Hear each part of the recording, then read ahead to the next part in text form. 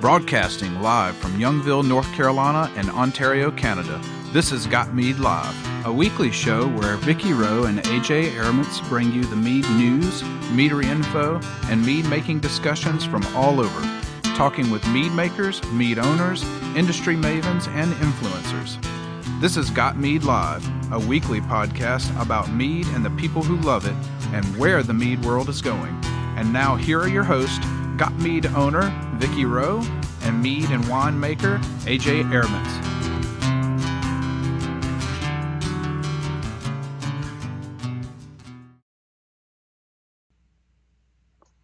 Live from the den of the puppies of the apocalypse and the bunny pen in Ottawa, Canada, it's Got Mead Live. Welcome to the show. We are without Manny, Hamish, and Ryan tonight. They've all got things happening and can't make it. So it's going to be an all-girl show tonight with our guest, Kiley Gwynn from Mountain Rose Herbs. And hang on a minute. There you go. I turned your mic on. Sorry. I only got one of them. Nice. Y'all know we do this on our own time because, you know, we love mead too. And it's a hell of a lot of fun to get to talk to all the different people that are out there in the mead world. But software, hardware, storage costs money. It's over $200 a month, believe it or not. It kind of blew my mind when I sat down and actually figured it out. Jeez. Yeah, I know, right? I was like, I just went and bought all this stuff, and then I started counting. It was like, oh, okay. Anyway, we'd like to be able to upgrade because there are better packages, better software out there, and we're using a good one, but there are better ones, and we'd like to move up to that. But, you know, it costs extra money, so we depend on you guys to help us get there. So we hope you'll consider becoming a supporting patron member for only $30 a year. And if you're already a member, if you'll encourage your friends who also listen to the broadcast to do the same. You get additional access on gotmead.com. You get the patron forum boards, which have award-winning recipes in them, as well as a lot of advanced talk on fermentation. And you get access to the patron Facebook group. So it's a little over 50 cents a week. Get you access to that stuff. You're helping support both the site and the show, and we really appreciate it. And I wanted to just throw out a big old thanks for the folks that renewed and signed up in the past week. We appreciate it. We really, really do. Thank you so much. As I mentioned earlier, our guest tonight is Kiley Gwynn. She's a brewing geek, a BJCP judge, and she works at Mountain Rose Herbs, which is an organic, sustainable online herb company, which has really good products. So this should be really fun. I figure it'll be a lot of methglin talk going on tonight. I'm also interested to see what kind of herbs she's thrown in her beers, because that's always fun too. So if you guys want to catch us, you can always listen live on the Got Mead website, gotmead.com. Just click Got Mead Live Radio Show. There's a player on that page. It's live when we are, and then when we're not, it shows the most recent show, and you can go back and listen to all of the previous shows as well. If you prefer to listen later or love podcasts, then find us on Spreaker, iTunes, SoundCloud, TuneIn, and Stitcher. Just search Got Mead Live. We got replays back to the beginning of the show on all those services, as well as on gotmead.com. You can find us online at, of course, gotmead.com, on Facebook at facebook.com/gotmead, and facebook.com/groups/gotmead. That's our main group. On Twitter, we are at gotmeadnow. Feel free to tweet us. I'm usually watching the feed during the show. If you want to send us a question, just put your mouse over Got Mead Live Radio Show on gotmead.com, and there's a drop-down where you use their form that works now that you can send us questions and suggestions as to who you'd like to see on the show. My apologies, I didn't realize the silly thing had broken. Apparently they changed the reCAPTCHA thing. That clicks to say I'm yeah, and I didn't see the email. So anyway, it's fixed. And if Skype is cooperating, which sometimes it is and sometimes it's not, you can call us at 803-443-MEAD. That's 803-443-6323. So what are you drinking, AJ?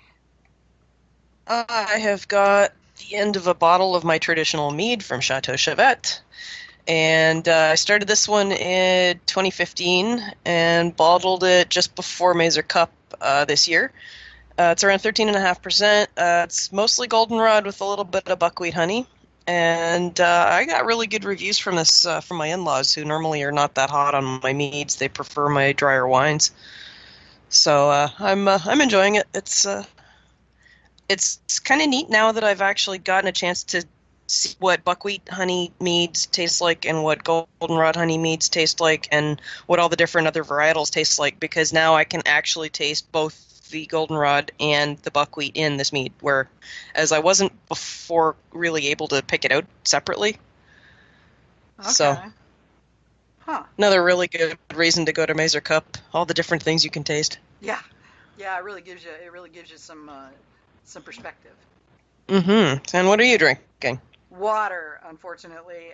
Screaming headache. We've got massive amounts of storms rolling through here, and I apparently have a sinus headache or something. I don't know what it is, but my head hurts, and I have discovered, to my detriment, that if I drink when I have a headache, usually bad things happen. So it hurts just that much more. So I'm not going to do that tonight. So I had 2 meads all picked out, too, and then this headache came on. I'm like, oh, ow. So, damn it. Oh, well, yeah. they'll be there next time. Yeah, exactly. They're not going anywhere. So it'll be what it is. I'm just going to tank up a lot of water and get this headache gone because I got to drive for 3.5 hours tomorrow to go to D.C. Okay, so we have a little promo announcement for Mountain Rose Herbs. AJ, you want to take it away? Yep. Mountain Rose Herbs offers high-quality, organically grown herbs, spices, teas, essential oils, and botanical goods. In 1987, Mountain Rose Herbs made it their mission to provide plant lovers with exceptional organic botanicals, harvested with the utmost respect for the places they grow and the people who grow them. Since then, Mountain Rose Herbs has never ceased reimagining what good business can accomplish or working to turn their dreams into reality. Learn more about Mountain Rose Herbs at www.mountainroseherbs.com. Fantastic. I think I'll be spending some money there probably this week. I've been afraid to go there all day long. Kiley, are you here? I am. Hi, welcome to Got Me Live. This is Vicky, and you've got AJ as well. Awesome. Nice to be here with you guys. Yeah. Nice to meet you. It's just us women folk tonight, so this should be fun. Yes. None of the guys could make it, so now we can pick on them. Oh, wait, was that my loud voice? I'm sorry. Yes, that was your outside voice again. Oh, shoot. Yeah. Totally fine. I just got my, I made some buttons for some friends of mine that say #LadyBrewer on them, and they just showed up, so it's perfect timing. Oh, right. Nice. That's so cool.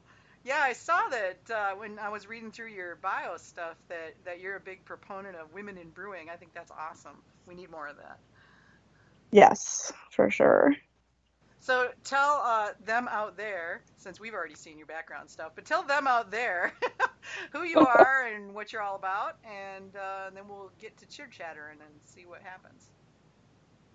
Yeah, so my name's Kiley Gwynn. I've been brewing for about a decade. Along the course of the way, I've become a BJCP judge. My husband is the fearless leader of our local homebrew club, and kind of by proxy, I've become the first lady. We do a lot of the management of the group together. I've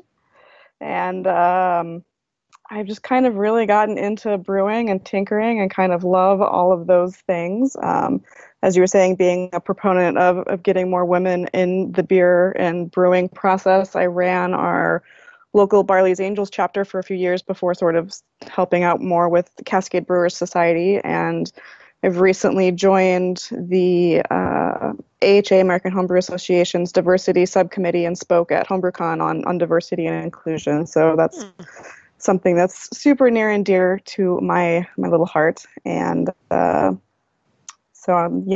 then I've been with Mountain Rose for just shy of a year now, so I've always kind of loved to brew slightly more adventurous beers, but they've gotten a lot more adventurous in the last year with a lot of the fun things we have, and just being able to pick up little bits and things on the employee table and do a lot of playing. So that's kind of my brewing philosophy, is even though I'm a judge, I usually do pretty terrible in competitions because I don't like brewing to style.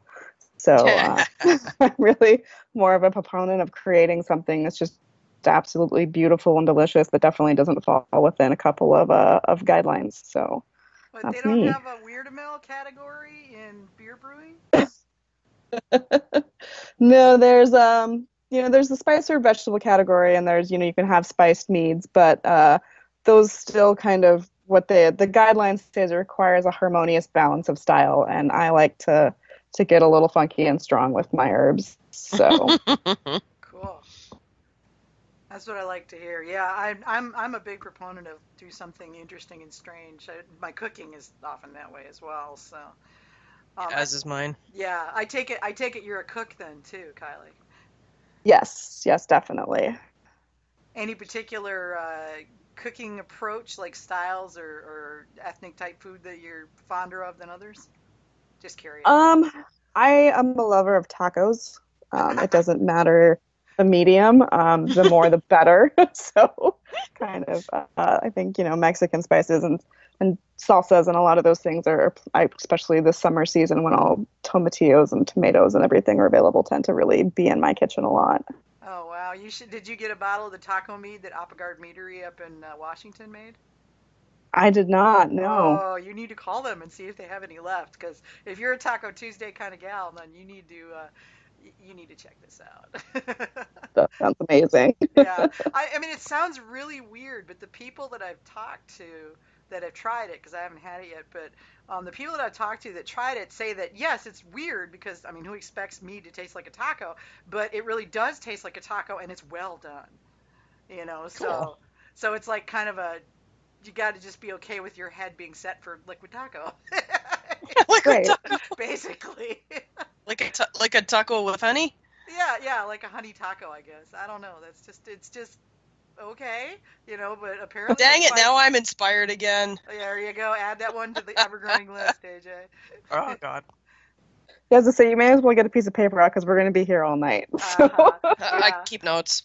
yeah, get Yeah, that we list don't have going. Hamish. We don't have Hamish to give us 15-minute warnings. Usually he's doing the countdown for the last 15 minutes of the show.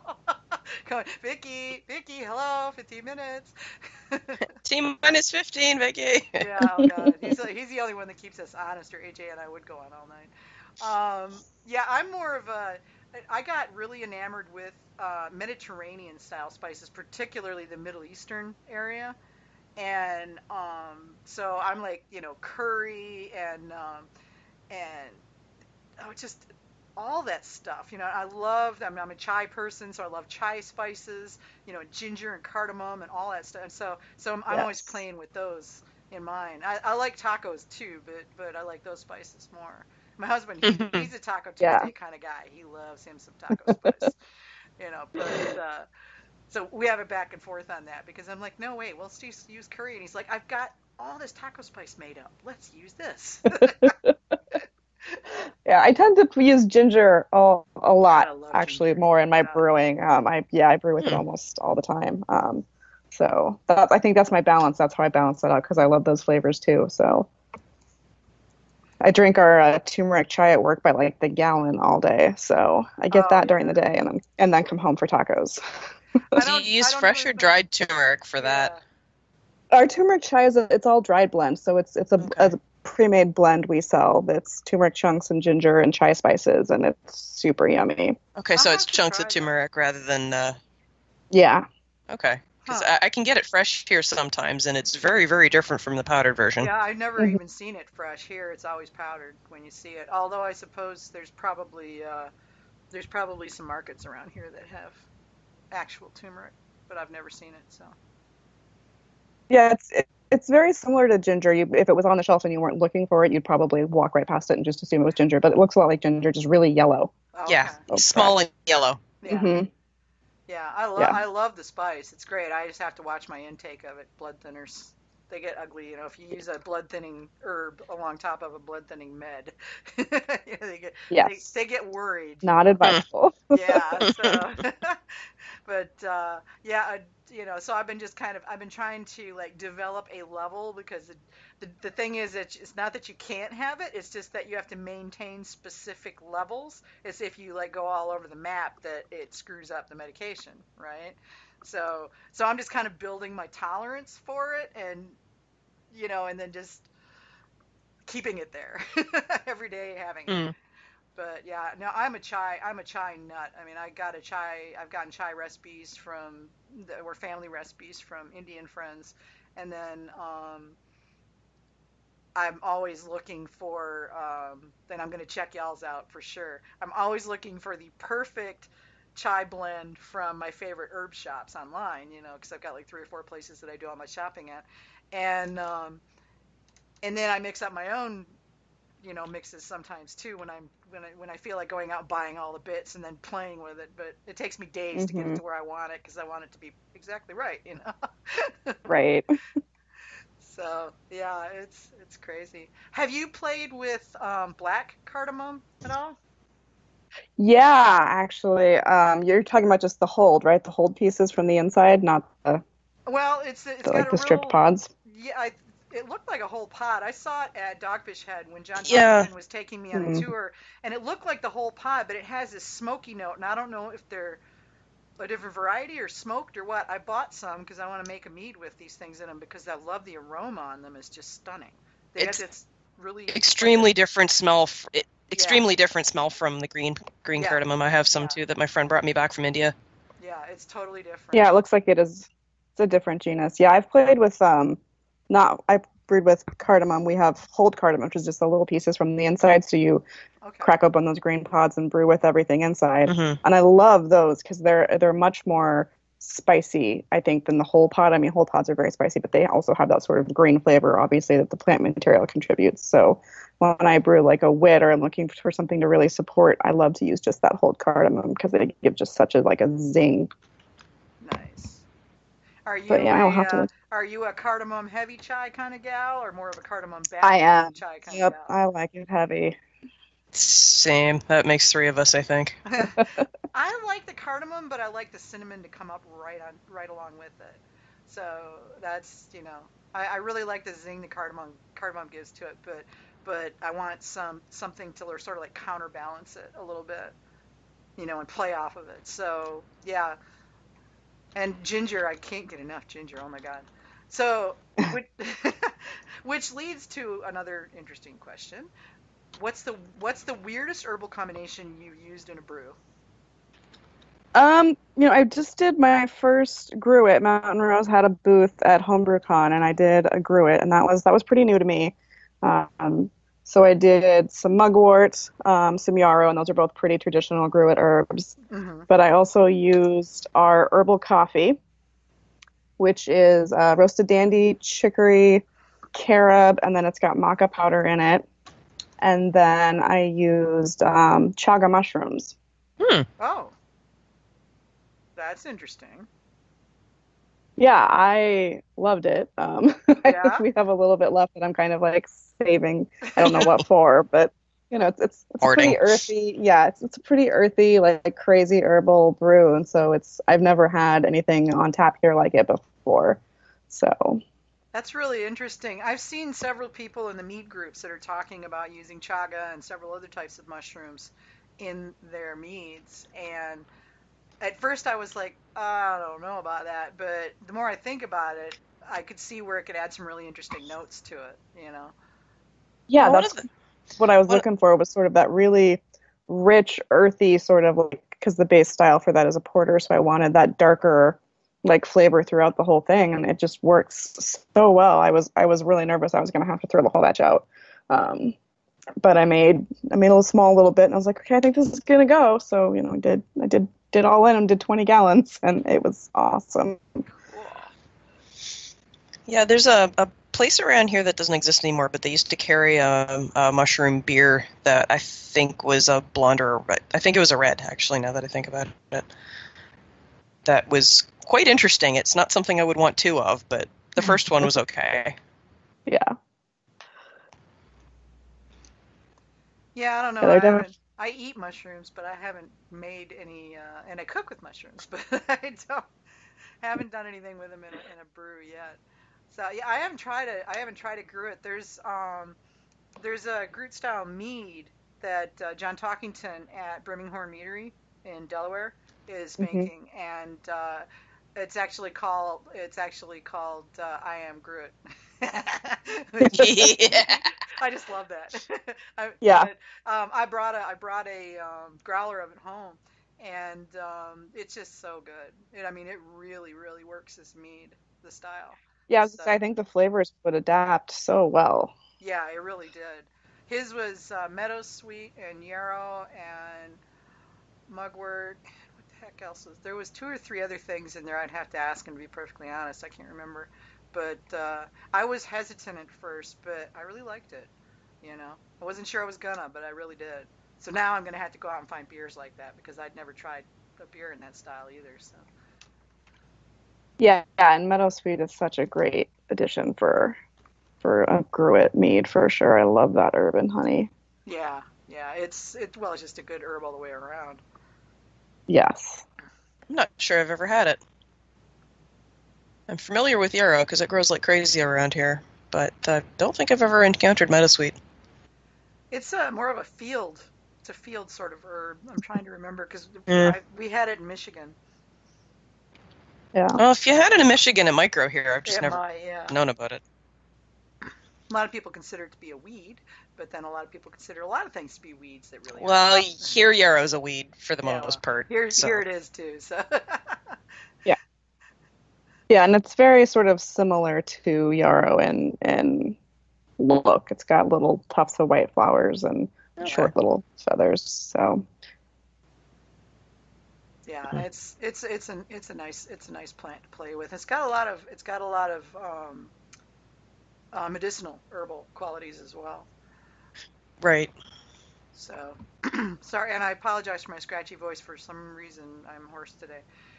So are you? I know you're doing a lot of brewing and you're actively involved in the AHA and all of that, but are you doing meads as well? oh yeah, I mean, we have so much wonderful honey here in Oregon that it's impossible not to. I went out to the cellar to try to find a bottle of what I was going to enjoy during our talk today, and I found, we've got a bunch of carboys out there that I was like, oh yeah, I need to deal with those, and they're all full of mead that have been. I was just saying, I've listened to enough episodes to know, yeah, we're not alone in that plight, but not really, no.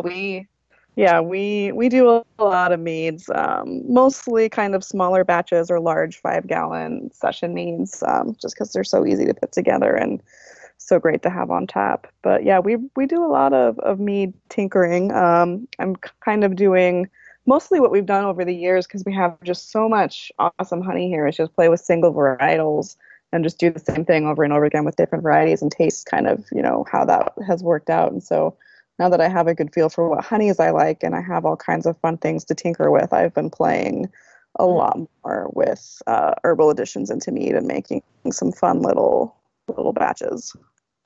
That's cool. So tell us what you've been playing with, if you're willing to talk about it. Yeah, well, my latest blog post actually for Mountain Rose just went live earlier last week, and it's an elderberry spiced mead. So that was kind of retinkering of an older recipe we had on our blog. So that was fun to have an excuse to play with a bunch of elderberries and dried spices. And we're having some issues kind of sourcing elderberries this year, and so we carry a lot of other berries. And I was like, well, let's play with all the other berries and see what those come up to. So I played with our bilberries and our maki berries and some hawthorn berries and kind of like made a whole various concoction of things to decide on like which ones taste best and which ones I think would go with that flavor combination. And so there's a lot of just fun things like that. My next project that I want to do tomorrow afternoon is like a honey vanilla chocolate mead. We've got some really great nibs that I've been wanting to play with and make like a kind of like a classic chocolate soda flavor. Oh, fun! So that's on my I like that. That's on my agenda for tomorrow. Mm-hmm. Yeah. What are you going to use for the chocolate? I'm going to use cacao nibs, and I'm going to boil them to make like a super strong tea. Oh. And then blend the honey into that. I don't believe I've ever seen anybody propose that approach. That is interesting. Mm-hmm. And there's a lot of conversation about chocolate in mead and getting the right, some people say defatted cocoa, others say cacao nibs. I've never heard anybody say anything about boiling and making a tea. That is a fantastic idea.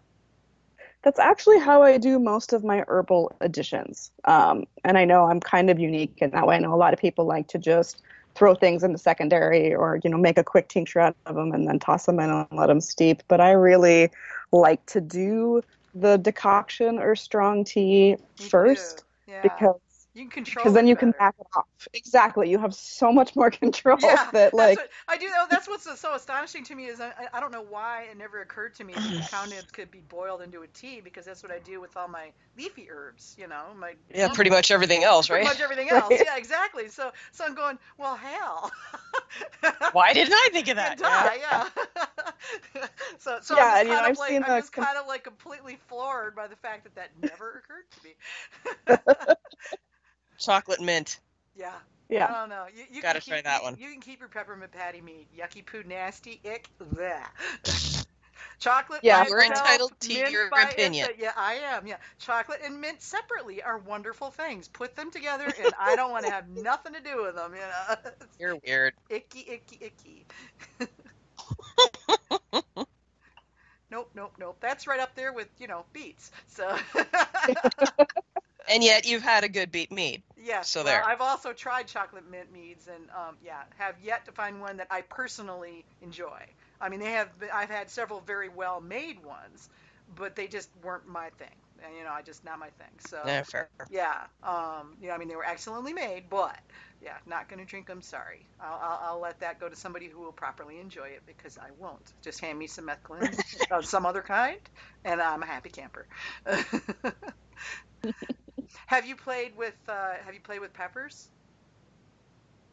I'm I thought guessing you about guys doing the do peppers chocolate too. one. So. We do peppers. Yes, we do. I thought about doing the chocolate one with peppers in it Ooh. and taking more of like a Mexican hot chocolate approach to it since, Yeah. Chocolate as they say, chipotle. winter is coming. Yeah. How big a batch are you doing the vanilla chocolate one that you were talking about earlier?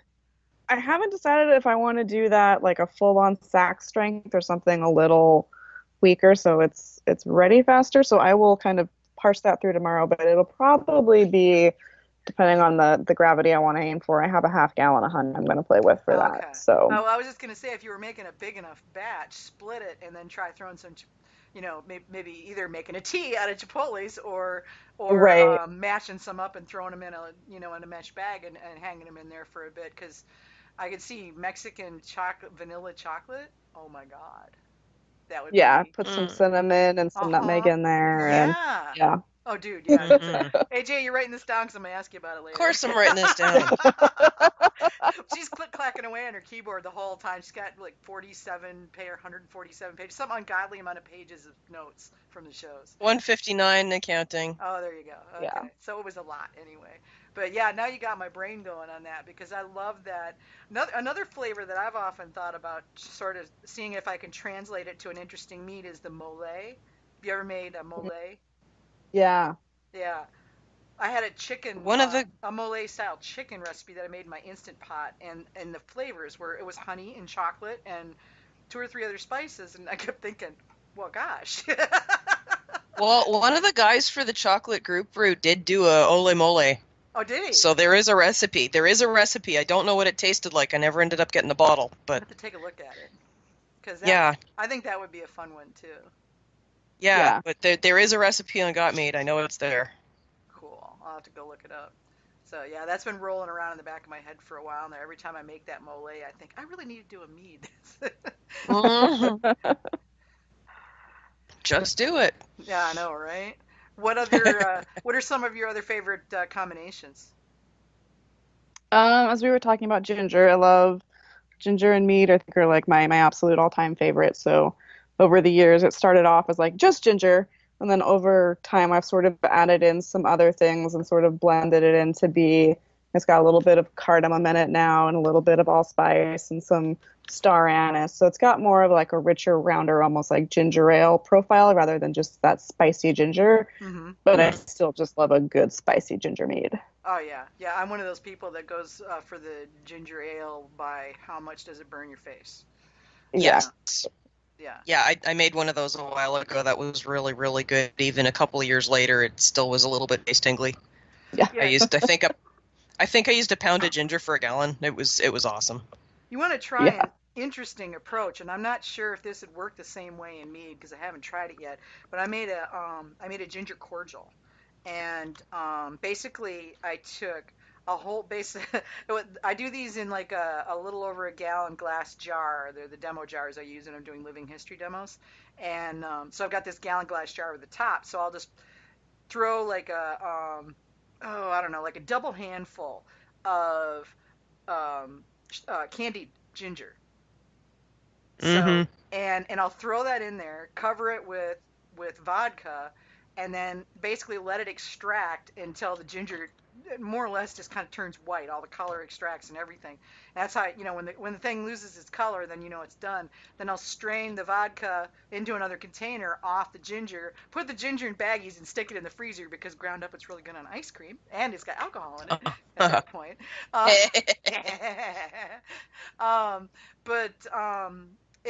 The ginger cordial that it makes is super intense, but not like overwhelming.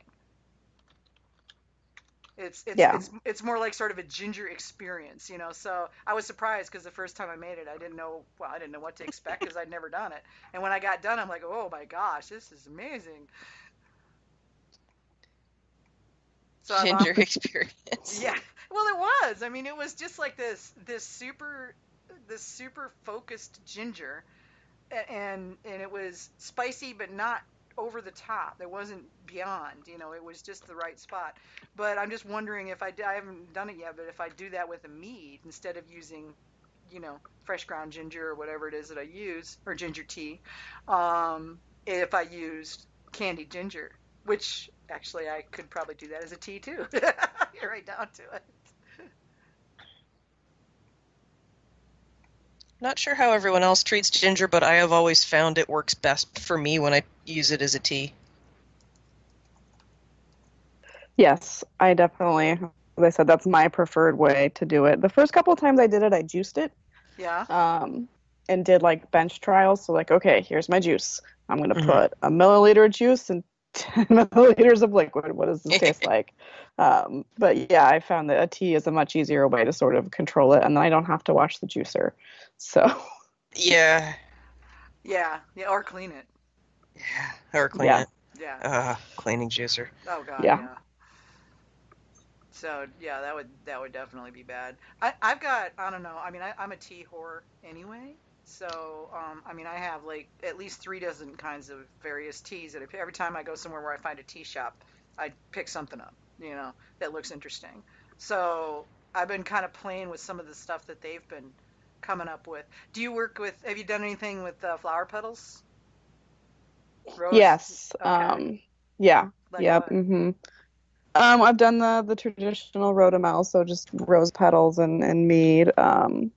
I've wanted to play with a couple of others, but since we've been out of stock on a lot of our flowers, so I haven't had a chance to play with a lot of ours. But I've done some lavender from my own. Well, we always have lavender, but I've played with lavender from my own garden. And actually, one thing I learned that was really interesting, I have the Scratch Brewing book. I don't know if that's one you guys are familiar with, but it's sort of about brewing with wild foraged botanicals. And they okay, let's look that they up. said that if you don't, so for lavender, they said, everybody knows what lavender flowers taste like. It's that classic, like, lavender. They said, but if you're feeling really adventurous, if you cut the flowers off and brew with the stem of the lavender, it imparts this like wild cherry flavor. And I was like, no way, this is not going to be true. Like, this can't be true. How do you get cherry out of lavender? Yeah. So I had a little bit of second runnings left from a batch, and I was like, I'm going to do this. So I ran a gallon off into a pot. I cut off like 4 or 5 stalks off my plant, and lo and behold, it was amazing. Dang. I was like, this is the coolest thing I've ever done. I now have to try that one too. Thank you. Yeah. It would like, never have occurred to me to use the stems, and certainly never would have No, occurred to me that there was such never. a thing as cherry flavor to come. How in the world? Wow. I know what the leaves smell like, and I'd use that, but I never would have guessed cherry from that. Yeah, I was so skeptical. You know what? I'm going to do it. I have, these guys are published. They obviously have done some research into this topic. Yeah. So I jumped in and I was like, this is killer. Huh. That is so wild. So how do you dial in amounts for what you're doing? Like right now I've been playing with lavender lemonade done in a brew in the bottle thing with the little valve on the lid. Mm-hmm. Just doing like 2 liter 2-liter experiments, and I've been trying to figure out how much lavender I can use before it tastes like soap. Yes. So I've been sort of just, Yeah. adding a tablespoon at a time for my 2-gallon bag, or I've been just adding more and more every time just to see how much I can get, because I don't typically notice it when I'm drinking it. Mm-hmm. And also, the other one is, how do you figure out steeping times? Is that based on the particular herb? So I'll tackle steeping times first. That I sort of do on like a not particular type of herb, but like type of plant material you're dealing with. So like barks, berries, harder things that we're going to require a little more orange peels, things like that. I will gently boil for 10 to 20 minutes and then let steep. And so that's what I do with those kind of harsher, I won't say harsh because that's not the right word, but more Robust. hardy. Yeah, robust, Yeah. hardy plant materials that have been dried. Speaking of robust, there goes my dog. It's okay, mine do that. Somebody too. must be at the front door. Yeah. So then when you're dealing with like a softer plant material, something that's just a dried herb or a flower, I usually bring the water to a boil and then just steep. So I'll kill the boil, put the material in, and let it steep for 20 to 30 minutes. So that's sort of my overall process for making those teas that I'm going to be brewing with. When I'm looking at strength, I will do bench trials. So I'll get my scale out and I'll put in, a quarter ounce, half an ounce, and then brew it all with 8 ounces of water, so I know what those all taste like, and I kind of get a feel for this is how much this is how much this is, and then kind of scale things up for there. So that's kind of my base approach, and then when I kind of get what I think is going to be the amounts that I want, I'll brew a stronger cup of that or a small pot of that, and then test it with a honey or sort of another pre-brewed mead to kind of get them to make sure that the flavors I've got in my pot are going to meld with the honey, because honeys can taste so different from one another that I don't want to make sure, that I'm brewing something that's delicious in the pot, but as soon as you add, like if you're going to add buckwheat honey to it, that's something entirely different than adding like a wildflower honey. So I want to make sure that the flavors I'm attempting to meld, they're going to meld before I put, $50 worth of honey into something. That's fair. I have not yet tried brewing with just buckwheat honey. I usually use it as an additive to my other honeys when I make it traditional. So Yeah, my one attempt at just buckwheat, and it was a buckwheat traditional, and I had no idea that the buckwheat was like buckwheat is. Yeah, no matter how long I let it age, it was terrible. And I finally gave it up and said, I'm going to throw this away, even though I hate doing this. That's when I think that you could really play up that character with and put some like mushrooms and some real funky earthy herbs Yeah, there, and it would be awesome. It didn't Actually, occur to that me might have at worked the better time. for my stage course. Yeah. I mean, when I did it. Oh, sorry. Go ahead. No, go. Well, I was just gonna say, when I did it, I loved the way the honey tasted, because I tasted the honey before I made this, and so I thought, wow, I love the earthy notes in this, and this is really going to be an interesting, almost a chewy mead, right? No. Yeah. Like, if you don't mind chewing on icky sweat socks is basically what happened. Oh, it's awful. Oh my God. Potentially the worst mead I have ever made. So yeah, I will throw a little bit in, and I'll eat it on biscuits. I like it. I just haven't found it, for me at least. I haven't been able to make a mead that I really like the way it worked in. So I don't know. We'll see. Yeah. Yeah, I'm wondering if maybe next time I try my sage course, I was inspired by Spelljammer, I admit it. So I made a sage metheglin, and I used fresh, and it's way overpowering. How much fresh did you say? It comes in the little packets. Okay. You can buy it in the little blister pack. I've got the amounts written down, but it's in my briefcase across the room. But I used 2 packets for a gallon. Oh, which, yeah, that's a lot. A handful of sprigs. And, now having grown my own sage and seeing exactly how pungent it is, I'm glad I've left the stuff in the carboy for 5 years to mellow out. But I think it's eventually going to be drinkable. But I'm just wondering And if not, you can use it to marinate, the turkey or something. Yeah. Oh, yeah, absolutely. Mead marinades are awesome, yeah. That'll definitely be a good marinade if it doesn't turn out to be something drinkable. I just, I wanted to try a sage mead because, what the heck? Stupid spell generator silliness. Well, I mean, it's still, you want just because something, I mean, the thing is that you can't always tell. Buckwheat is a perfect example from tasting something how it's necessarily going to end up being in the mead because you've got a chemical reaction going on there. And that, honestly, the fact that you were saying double handful or 2 packages of the fresh. So, since we have a resident herb expert here, Kiley, talk to us about, especially as pertains to brewing and mead making, the differences between fresh and dried. Because I know what it is for cooking, but I suspect it's different for. We really actually I use about the same for cooking. So if you're using dried, we recommend 1 part to 3 parts of what you'd use for the fresh herbs. So to go back to my favorite example, if you're going to use ginger and your recipe calls for 6 ounces of fresh, then you'd use 2 ounces of dried instead. Okay. And would that go for straight up like dried chunks and powder? I mean, if somebody was going to use powder, I try not to because it's a messy thing to work with. But that's what I was just going to say. Is I really recommend avoiding powders, if at all possible. There's going to be those who do, which is why I'm asking. Right. I if you're have thrown going to do ginger powders into meads when I tasted it and went, this needs ginger, and so I just grabbed the nearest ginger, which is usually the stuff that sits next to the stove. Right. If you feel the need to use powders, I would definitely use a very fine, if you can, like tea bag situation, so that you're not getting as much of it as possible into your brew, and that's not getting stuck in with your yeast particulate, and you're getting this big cloudy suspension mess. But if you're brewing with powder, I would cut it down even further. I'd probably go like 1 to 6. So if you're going to use 6 ounces of fresh ginger, I'd probably start with 1 ounce of powder because you can always add more. You can't ever take it out. Mm-hmm. Yeah, very true. So that's why I like the teas, because it's a little bit easier to not go to that place. Yeah, and shameless. Or if you realize you've gone to that place, you dilute it before you start your fermenting. Yeah. All right. Shameless. I thought I heard a shameless plug. What happened there? Yeah, shameless plug. We have some what we call like press and seal tea bags that are quite large and will fit nicely into like a brew bucket.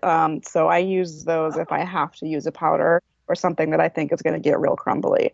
So those are great for making your own giant tea bags to put into things. I love it. That's great. So you can make. Or the cheap-ass version is you staple it into a coffee filter. Yeah, well, there's that too. But those tea bags probably work a whole lot better for circulation. Yes, they do. So what? And I will say though, that's the thing about those is whether you're using a tea bag or a hop sock or whatever, for when you're talking circulation, like don't overcrowd it. Like use 2 or 3 rather than try and cram a bunch into one, because you're gonna miss that saturation of everything beyond that outer layer. And as the first time I used hops in a coffee filter, they expand and explode your coffee filter and make a big mess. Yes, they do. Yes. Lessons learned. I had to say that was one of the rules that was beaten into me as I was studying for my tea horse certification. Through assiduous purchasing and drinking of tea was the whole give it room to expand, and that's why traditional store-bought style tea bags are not great, because tea wants to go bigger than that. It needs more room. Yes. And so you're basically you're cramping its style when you lock it into a bitty little bag like that. So that was when I went to all loose teas. I have tea bags around because one never knows when one needs an emergency cup of tea, and sometimes that's all there is. So it's a fallback position. But I like the loose stuff, and I have like big, giant, like fist-sized tea balls that I use for that. Yeah, they are awesome. Yeah, they really are. So, okay, let's talk let's talk putting them together. Do you go from food to get your ideas for your mead, or does it all just sort of pop into your brain, or where do you get your ideas? Other It question. comes from all over the place. It'll come from food. It may come from another beer that I had somewhere else. It may come from somebody's perfume. Like, oh, that's really great. I like those combination of flowers. Let's try that. So I think, for me, it kind of starts with a spark from something else and then works its way in. We did a brew earlier this year with a brewery, Oakshire, here in town for a Brewfest collaboration. And we sort of took home small pieces of it for us to tinker with, and we got it home, and it was this really great, just stout. And I was like, this really needs our love tea in it. Like, I could try and make something that would go in this, but this beer just screams for that combination of orange and rose, and like, I just want to put that in there. So sometimes, like, it just strikes and you're like, this is what I need to do today. But sometimes it's I'll find some crazy thing on the free table and do some research on it. I'm like, oh no, actually, I want to play with this. Like, what is this and where did this come from? And sometimes it comes from people just like asking me questions, like, have you ever tried this? So I'm like, no, but now I'm going to. So, Yeah. I Not yet, but definitely, soon. yeah. So stay tuned. I'll report back. Yeah. But I know that that's not a freedom that a lot of people have, to walk in and sort of just smell random bags of herbs Oh on tables God. all the time. That So, was that would be so wonderful. I when I went to Dogfish Head, when John Talkington took me on a tour, he took me through the spice room, or the adjunct room, I guess you'd call it, because there was like the orange peel and the that was where I smelled the black cardamom and just all the stuff that they use in their various beers. And he's like pulling it up and letting me smell everything. Oh my God. And I'm walking out of there and I'm like writing in the back of my hand, jotting down, got to use blah blah blah. So yeah, it was really cool. I adore herbs. I mean, I've got so many different spices in the house for the cooking. Plus I'm an amateur. I mess about. I'm an amateur herbalist, I guess you'd say. I make my own salves and easy stuff that's not going to kill me. But yeah, I don't go like, yeah, I need some digitalis today, but it's natural, so it must be safe. Uh, I took pictures of that yesterday. oh my It's God. very pretty. Yeah. Oh yeah. Well, I went and my bestie here in town is a death metal fan, and lately has been asking me to go with her to death metal concerts. This is not my favorite style of music, but she loves it, and she wants to introduce me to it, so I've been going. Well, the band that I took her was her birthday Saturday. Took her to see this band, and it's called Datura. And Nice. we're standing around outside when they were doing a break between. They have like 4 bands a night, and they were doing a break from band 2 to band 3 or whatever. And I said, do they know that their name means poison, basically? And she goes, oh yeah, they're aware. I was like, okay, just checking. Sure, it was intentional. Oh, I'm sure it was. Yeah. yeah. But yeah, I mean, I like messing about with a lot of different things I've never tried. And Yeah. have you played with oh shoot, and I'm just totally drawing a blank. Come on, what is the dang herb that I I hate when this happens. Oh God, the cherry seeds, cherry pits, malab. Malab. There we go. Okay, sorry. Every once in a while, sometimes I think I'm going senile. I kid you not. Anyway, have you played with malab? And more importantly, do you have it in the shop? I would have to check the website if we have it. I have not played with it. If it's something that's recently become kind of hip, there's a chance we won't have it. No, this is an old timey. Because working out sourcing organically. Yeah, it's a Middle Eastern. It's basically denatured crushed cherry pits, and it's used as sort of a condiment on salads and such in like Lebanon and Algeria and places like that. So Iran and Iraq both use it for various things too. So it's a very culturally oriented. I don't know if you call it a spice per se, but it's I used it in cherry mead. And they had at that point in time, and this was 15 years ago, I got it from Penzies, And you go by the description when you're ordering online. You're like, oh, that sounds really yummy. I'm gonna have to get some of that. So that was that. So I got it, and then I crunched it up a little bit, and it was, oh, this has got a really sort of nutty, kind of almost crusty sort of flavor. And I was making a cherry mel. I threw a couple handfuls into the cherry mel, and it caused it to have a crust-like flavor, like a pie crust-like flavor, yeah. Right. So I basically got it, and I didn't know this. I was just looking for that sort of nutty character. I thought it'd be a really nice compliment to the cherries. And then it came out tasting like my grandmother's cherry pie in liquid form. It was like, oh my God. What have I done here? And can I do it again, more importantly? But, yeah, I was just wondering because, A, I can never find it anywhere. It's become bloody difficult to get for some reason. And, B, I was curious if you'd ever used it. I haven't used it. I haven't heard of it before, and I'm kind of searching around trying to find a plant name before I confirm to you that we don't have it. Because I always like to search because people call things different things all the time. But no, if we're looking up the genus, it doesn't look like we have it. Okay. Yeah, it's just crushed up cherry pits that they've, I don't know, denatured, is that the right word? That they've taken the cyanide? Yeah. Out of. Yeah. I can never remember if it's arsenic or cyanide. It varies. I think apple seeds is the arsenic. Okay. Yeah, Wikipedia says they're cracked to extract the seed kernel, and then the seed kernel is ground to a powder before use. Yeah, so. And the stuff I got was little chunks, tiny little tip of the thumbnail chunks, So, right. But yeah, it's just for whatever reason. It's become really difficult to get, and I don't know if it's like a worldwide shortage of cherry pits or what. Yeah, could be the processing. Could be the issue. I know there's a lot of. Anyone who's ever tried to crack a cherry pit to get at what's inside knows it. I don't think I've ever tried to crack a cherry pit to get at what's inside. To be perfectly honest with you. Probably a good reason for that. Yeah, probably. For the same reason you don't eat apple seeds. That'll kill you. Oh my God. Yeah, you'd have to fill your stomach with enough apple seeds to kill you. But growing up, though, that's what they told us. It'll give you a bellyache. Yeah, apple tree will grow in your stomach. That was the one that my dad used to use all the time. When you're 4, that's really scary. Oh, yeah. So, you're doing a lot of session-style meads, right? Yeah, I dig the sessions. Cool. Where are you bringing them in? Are you coming in the lower end of the range or higher end? It goes from 4 to 9 ish.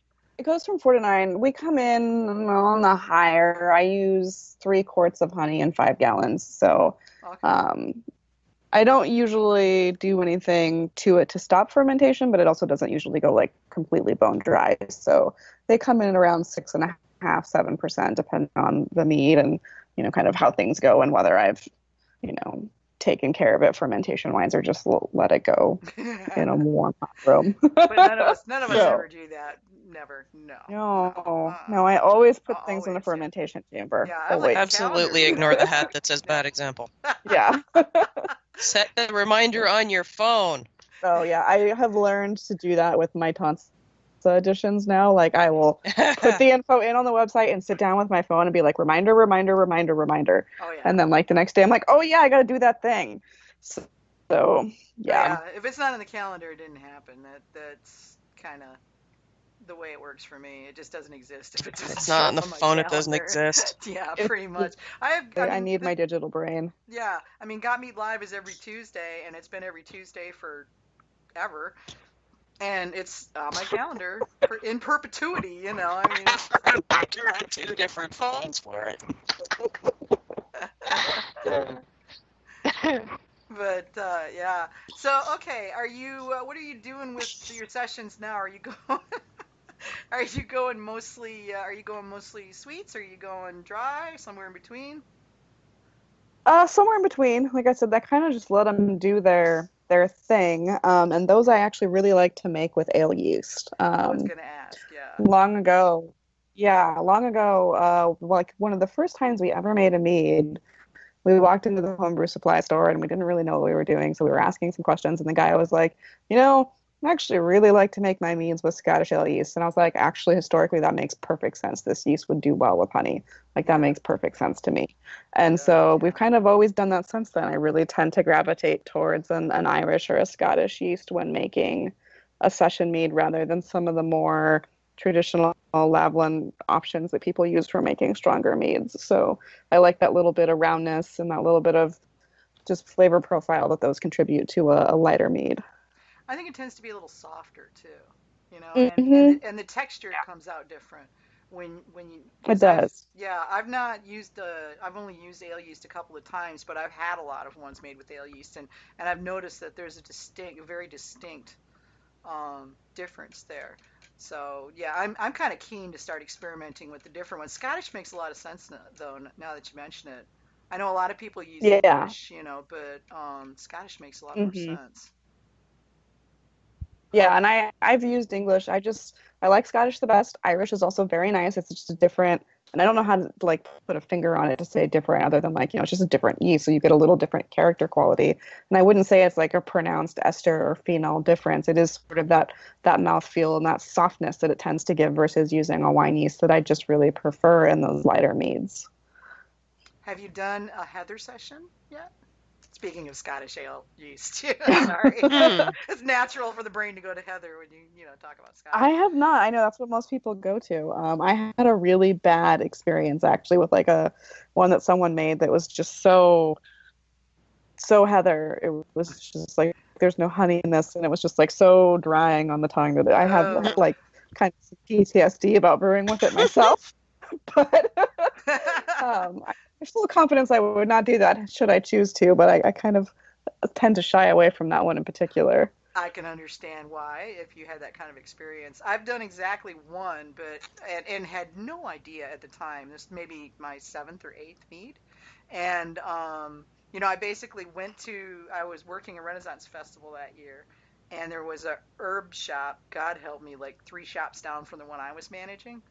This is really a bad idea. And I was managing a jewelry shop, so it's like double trouble. So I'm working in a jewelry shop, and then there's this herb shop, and I could see it, So, yeah. Oh, dear. I ended up getting like a grocery bag full of heather tips and made a 5-gallon batch, and kid you not, threw the whole bloody grocery bag in there. Not the bag itself, obviously, but that many. I just got the biggest hot bag I could find. More is better, right? Right. Yeah. Well, that was, I had no idea, because there were no recipes that I could find for it anywhere at that point in time. There wasn't a lot of internet to work with, so it was. So I just kind of did it, and to my utter astonishment, it came out fine. It was really good. Somehow I got it right. I don't know. I've got to go back and look at that recipe and see what I did. This is why good notes are important. Oh, yeah. It is so important. Yeah. Oh, I take good notes, and it's like, today. And then I give like a flavor profile and what it smells like and what the specific gravity is, and and I note any off flavors that I'm picking up so that I can see if I can figure that out to fix it if it's fixable, Mm-hmm. So yeah, notes are important. I can't tell you how many people are like, well, I think that I use this and this and this. It's like, seriously, you don't even have a recipe? And it's always the ones where like something goes terribly wrong or funky, and like you could never brew again and come out just so good. Like there's no way I could ever duplicate that process, but dang, it's just so good. Oh yeah. Well, and sometimes even if you do take good notes, my first, if you listen to any of the any significant number of the podcasts that you'll have heard me talk about it, my first mead was 3 years of just utter horribleness. And then some kind of mead magic occurred, and it became good. It's sitting in the carboy bulk aging in the basement while I tried not to look at it. But it was 26, kid you not, 26 different herbs and spices. My very first mead ever. And yeah, it was like over the top and out of control. And yeah, it was, yeah. In order for me to duplicate that result, though it took 3 years to get that end result, I'd have to go through and deliberately screw it up the way I did the first time. Right. Yeah. And I can't do that. I can't. Yeah, just like my wild grape port, I would have to filter and leave 3 gallons in a 5-gallon batch in order to get it to oxidize just that much. That's And one of hope it those- oxidizes the right way. Right, and You the know, right it's one of those amount, yeah. happy mistakes. That's another function, and AJ, you and I were talking about this a couple weeks ago. Mm-hmm. And Kylie, I don't know if you've ever done this, but had you ever intentionally induced? And if you said earlier you're like us, don't enter a lot of competitions because we just like to drink what we like to drink, and they don't always fit in the right categories. But to have a mead that you intend or a beer that you intentionally introduce oxidation to get a certain flavor profile. Only when using wild yeasts. I've never done it. So if you like Brett, if you introduce Brett to oxygen, is what triggers that pellicle formation. Mm-hmm. So if you keep it in a completely like oxygen-free environment, you're going to lose some of what that magic is that happens when the pellicle forms and that whole process happens. Right.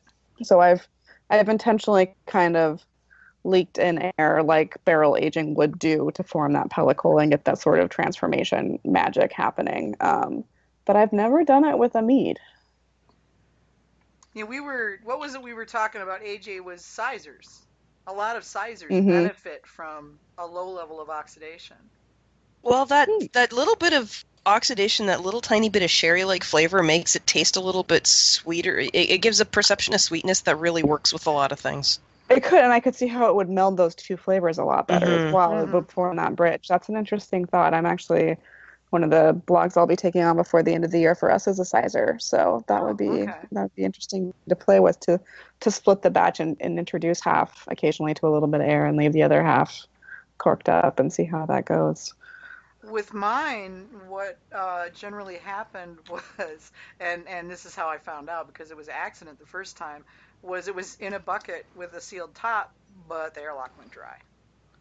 Right. You know, and so I guess you'd say it was controlled to a certain extent. It wasn't blasting air in there or anything, but it got a little oxidized. And when I realized the thing was dry, of course I filled it up, but it was maybe a week or so of having that exposure. And yeah, it gave it an earthy tone that really supported the apples well, you know, and the honey. So it was just a really, really neat tone to it.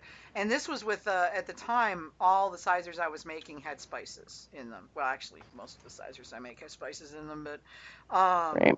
You know, if you're going to be using spices, I was doing a Christmassy sort of spice. You know, so cinnamon, ginger, nutmeg. What else did I have in there? Those also work well with oxidation. Exactly. And yes. that was when I found out is that it just I thought it added a whole new dimension to it that was really good. Yeah. But would have got me totally dinged in a competition. Right. You know, so yeah, unless you claimed it was like a sherry style word mill or something. Yeah, you'd have to right, or if it depends. Also, judges, I mean, have different perception levels of, you know, oxidation. So some people taste it a lot stronger than others, and some people just might take it as part of that melding of those two flavors together. It might. Well, you're also trained to take it as a fault too, when I don't think it always is.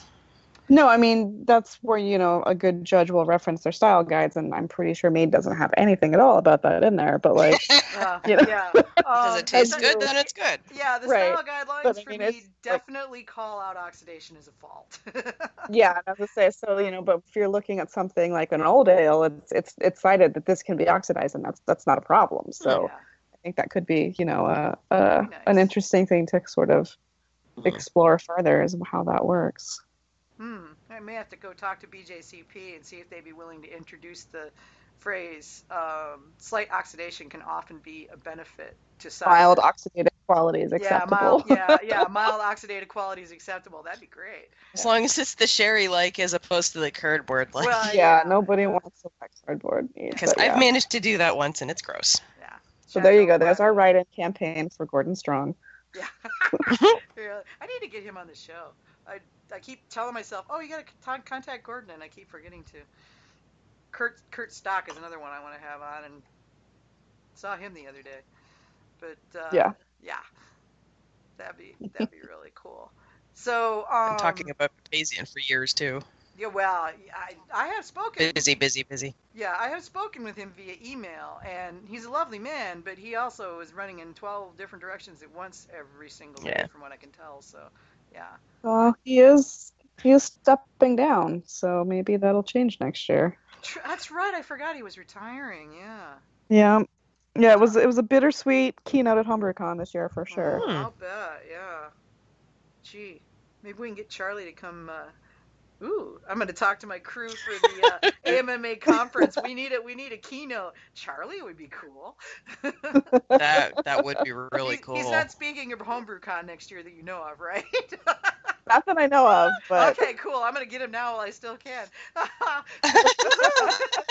Completely forgot about that. Hey, networking. Well, I was just talking to the AMMA conference committee. You know, I'm on it, and we were like, who are we going to get for a keynote? How are we going to top? You know, how are we even going to hold a candle to Dr. Pat? You know, I mean, Dr. Patrick McGovern is, you know, Indiana Jones of booze, basically, and he is. I mean, go in a completely different direction. That's how. Yeah. And you know, and I was just thinking, you know, I really want to get somebody who's as intriguing as he is, who is as interesting as he is. And Charlie, shoot. Evil thoughts will now commence. Okay. Ha ha ha ha ha. So, have you ever entered anything in competition, or do you pretty much just for you and friends? Oh no, I enter all the time. I mean, I do it. No, I know you do beers, but meads is what I was meaning. I'm sorry. Oh yeah, no, I took first. Granted, I will preface this with saying there were not a ton of entries in the mead category at Lane County Fair this year, but I had where did that word go? Braggot. That's the word I'm looking for. I entered a braggot with Meadow Sweet. That was a Trappist single base that took first. Nice. So that was a lot of brew and enter. Thank you.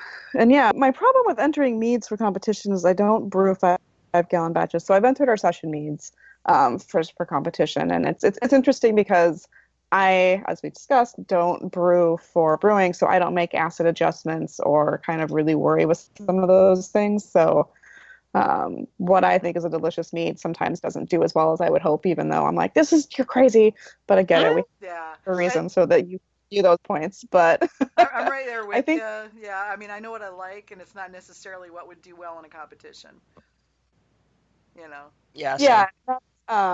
Something I'm wrestling with internally, especially like as someone who's trying to get women more involved in fermentation hobbies, is like, why is that particular? So the hobby by itself is generally pretty male dominated, but why is competitions itself so male dominated? When I was at HomebrewCon this year, not a single woman took a medal home in the beer categories. No way, really? And really, and I just sat there the whole time. And I actually retook my BJCP exam there as well, trying to up my rank. And in a room of what was probably 60 people, there were 6 women, one of which was taking the mead exam. So I was like, we need to work on this. And I've been trying to kind of wrap my head around why that is. And I keep coming back to that. I don't want to say we don't want to play by the rules, but like I think that's not how we approach brewing. And so I think next year I'm going to try and really, starting, this fall, to like wrap my head around trying to get some formulations for each of those categories that will start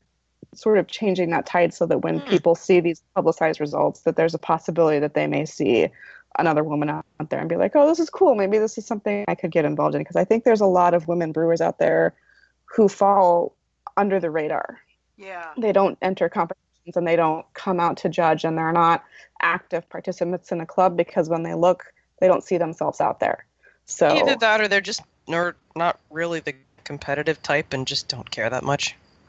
That could be too, yeah. But because that's why I've never entered anything in a competition. I don't care. Well, I mean, and I started entering honestly for the feedback. Like I started entering for the feedback.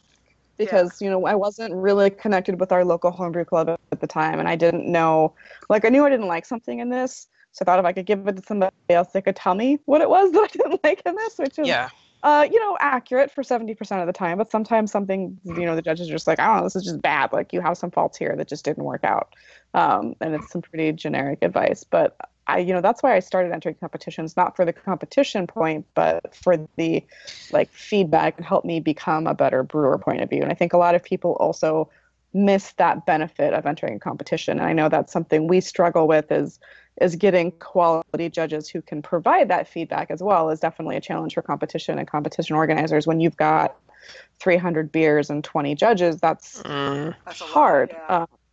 Yeah, but and that's definitely how Oregon competitions are. We have no lack of homebrewers and enthusiastic participation. So, but we have a thing here in Oregon called Oshbody, which is the Oregon State Homebrewer of the Year. So I'm gonna really put my big girl pants on next year and try and gun for it. So Go Cool. girl. yeah, That's and great. you get more points for that the more categories you place in. So Okay. Enter everything. Yeah. Yep, enter Shotgun. Dang. No, I agree with you wholeheartedly. There's not enough. Well, I guess visible women is probably more appropriate than women in general in brewing and mead making. And they're just, I don't know if it's just because they're like, yeah, well, to hell with all y'all, I'm just gonna be over here making my stuff, or if they're quiet for some other reason. I do know that there was a certain in certain groups, both online and off, there is kind of a boys club kind of feel, and that's a little, like you say, we're not seeing ourselves out there, and Mhm. and I think that as this is beginning to change, and I'm seeing this happen all over the country, where you're seeing more women stepping up to positions of responsibility in their homebrew clubs, organizing girls groups, if you will, to where they're really encouraging women more strongly to get involved with this, because it's super creative. I mean, honestly, it's crafting you can drink. You can write down and do it. Liquid art. Yeah. It's like I could, like totally knit all day long, but I can't eat that shit. Yeah. It's warm once it's done, but it takes forever to get the stuff done. And and other crafting things are not edible. This is edible, and that's a good thing. But yeah, I and think one of the things I I'd think like mead to see is happen is, I'm sorry, is no. a female centric group that really, and we have part of that on social media. The Mead Maidens group is very female oriented, but get kind of a more organized to get girls, women, whatever, to female persons to become more prominent in there, so that other female persons will. Yeah, for sure. And that's, kind of what a friend and I are doing with the local group that we've started here, is really just kind of reaching out and saying, this is accessible to everyone. And so we've had some really fun days where we've like literally done like mock competition judging and like brought out beers and like, here's a score sheet. This is how you fill this out. And it's not as scary as you think it is. And, if you're really struggling with how to do this, think about how you would describe if you were telling a friend like about this amazing meal you just had. That's what you're doing for this beer. You're just putting it on paper. And so I think, it's kind of finding ways to break that down. But I think, what you were saying about finding ways to get people to think of this as like an art and a hobby, that's where mead is so brilliant, because it doesn't require all the specialized equipment that you need to start making beer. I love brewing very much, and that's how we got into mead, was beer first. But if I'm lazy and I just want to like get something done, I'm making a session mead, because all I need is a little bit of honey and a little bit of water. And if I'm feeling really creative, something from the kitchen to put into it. But otherwise, you can do it in an apple juice jug with a $2 airlock on it. And so I think, that's just, that's the best way for me, I think, to kind of introduce people to is we do a lot of cider brewing and a lot of mead brewing, because they're very low equipment, low barrier to entry projects. Yeah, it's nice to have a couple of recipes that you can recommend to just about anyone that they can do with stuff in their house, and they don't have to go and buy anything special. You can sanitize a balloon and use it if you have to. It's nice to be able to suggest to someone, here's an easy way to try it and see if it's something you enjoy doing. And then if they do, then they can go and buy the expensive stuff. Yeah.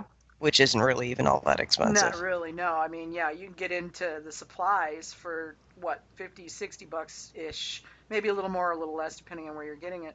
But the honey, of course, is where it gets a little out of control, since honey costs are kind of going through the roof. But, I'm... Yeah, they are. And I mean, like I said earlier, we're spoiled here in Oregon. We have so many wonderful local apiaries and access to just That's great honey. Yeah. Rub it in, why don't you? Not to brag, but I was at, have you been to, oh shoot, they used to be called Stung Meadery, and they're in Portland. They're going by Oregon Mead and Cider now. Is that correct? Yes, that's it. Thank you. Because they were just changing their name when I was there last summer, and they have an off-dry traditional that's using this desert wildflower honey. It's high desert wildflower honey. And yeah, I mean, wildflower honey is, of course, different depending on the wildflowers that are around, wherever the bees are. But these were, of course, all, desert wildflowers, which is not something you see a lot of on this side of the country. I'm in North Carolina, so not a lot of desert around here. And, but so I had never had that particular wildflower collection, and it was just amazing, so different. And my first Oregon honey probably too. Come to that. Oh wait, no, I've had meadow foam from Oregon, but that's. I was to say, yeah, meadow foam is. Oof, love me some meadow foam. Oh no. Who All right, doesn't? So your favorite meadow foam, mead or beer. What else? I mean, meadow foam, I just go straight up. It doesn't need anything else. It's just so good. And that's one that, again, I go to that Scottish yeast on, because I can't quite convince myself to do a full 14% sack meadow foam mead. That's just a lot of expensive, delicate honey that I'm sure would be delicious. It is, but yeah, it's scary because it's not expensive.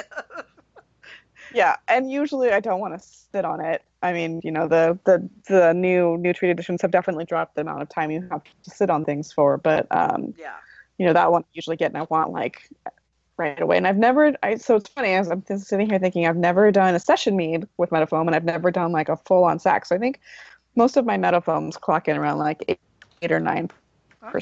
And I just love them straight up because they're just, I love to sit around my fire pit with one and have my toasted marshmallow in my glass. Oh God. Oh God. That's fire. Evil. I think you just gave Vicky a meadgasm. Oh God, yeah, that's it. Well, I think I've got. Well, I can make it worse. Usually I sit there with a single varietal chocolate bar too. So I've got my toasted marshmallow, I've got my chocolate, and I've got my fire. There you go. Yeah, well, I'm a big fan of really high quality truffles that you can put your chocolate in your teeth and drink the mead through the chocolate. Oh God, I hate you all. I know, and yeah, I did that. That just. Oh my God, yeah, that's just a great way to drink mead. It really, really is. Yeah.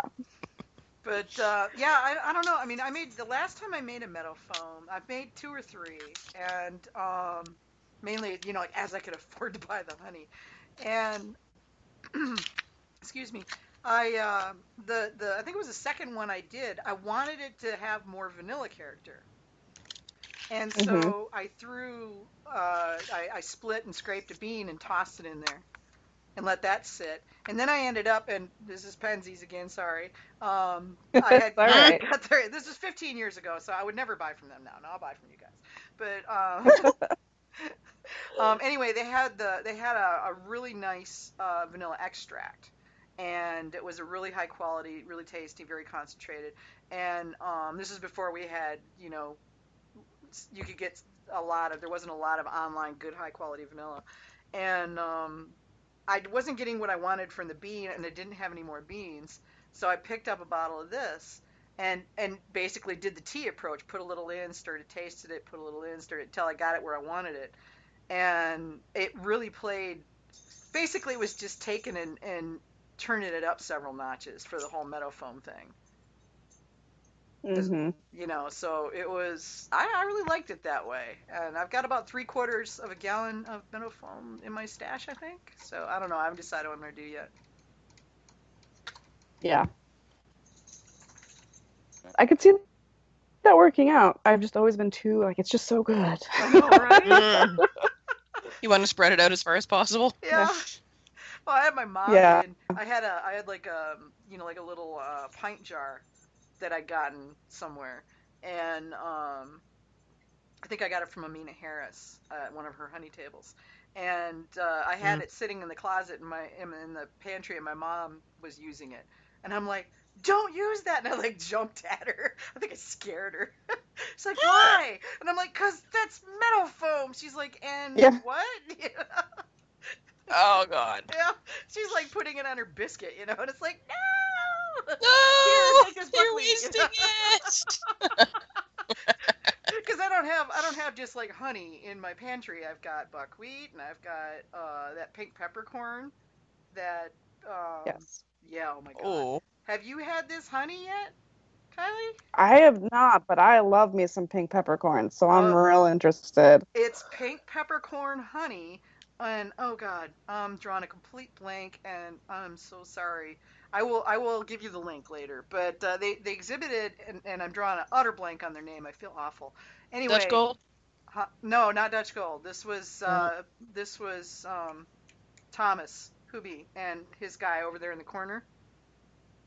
Remember they had the really I don't remember the interesting name. off-ball honeys? They were like directly across. They were around the corner from the bottle guy. They were a catty corner with the bottle guy. Yeah. Yeah. Sorry, Kylie. Yeah, It's and like- I remember the honey and not the company. I'm Sorry. really sorry. Yeah. Anyway. Be seasonal. There we go. Now feel better. I'm sorry, Thomas, if you're listening. Be seasonal was there, and they had this pink peppercorn. They were Brazilian honeys, and they were so different.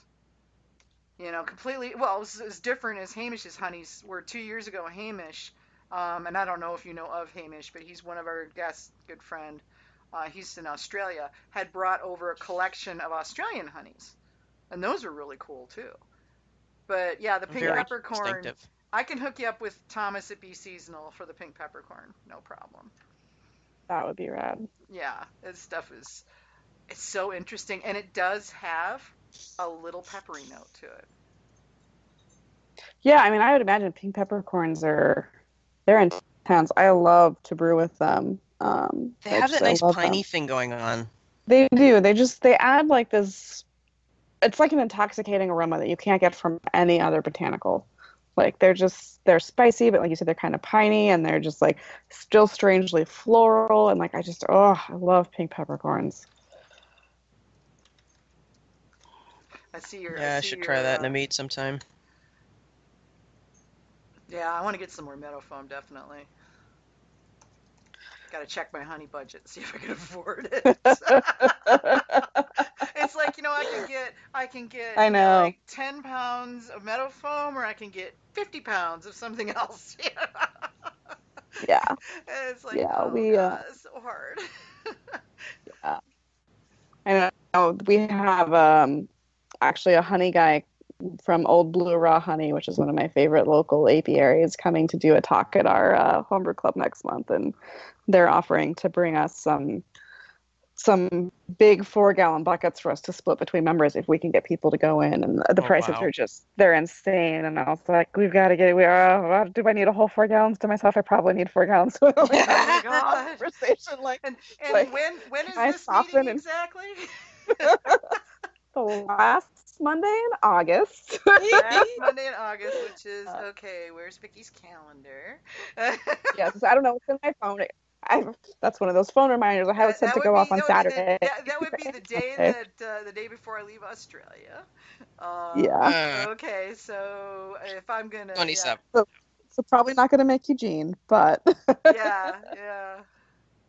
Not gonna make so Eugene. No, I'm going through LA. So yeah. But it's cool because on the outbound leg, I've got a 12-hour layover, which normally I'd be like gnashing my teeth and wailing and whatnot. But the Southern California Mead Alliance is going to kidnap me and take me drinking, so it's cool. Yeah.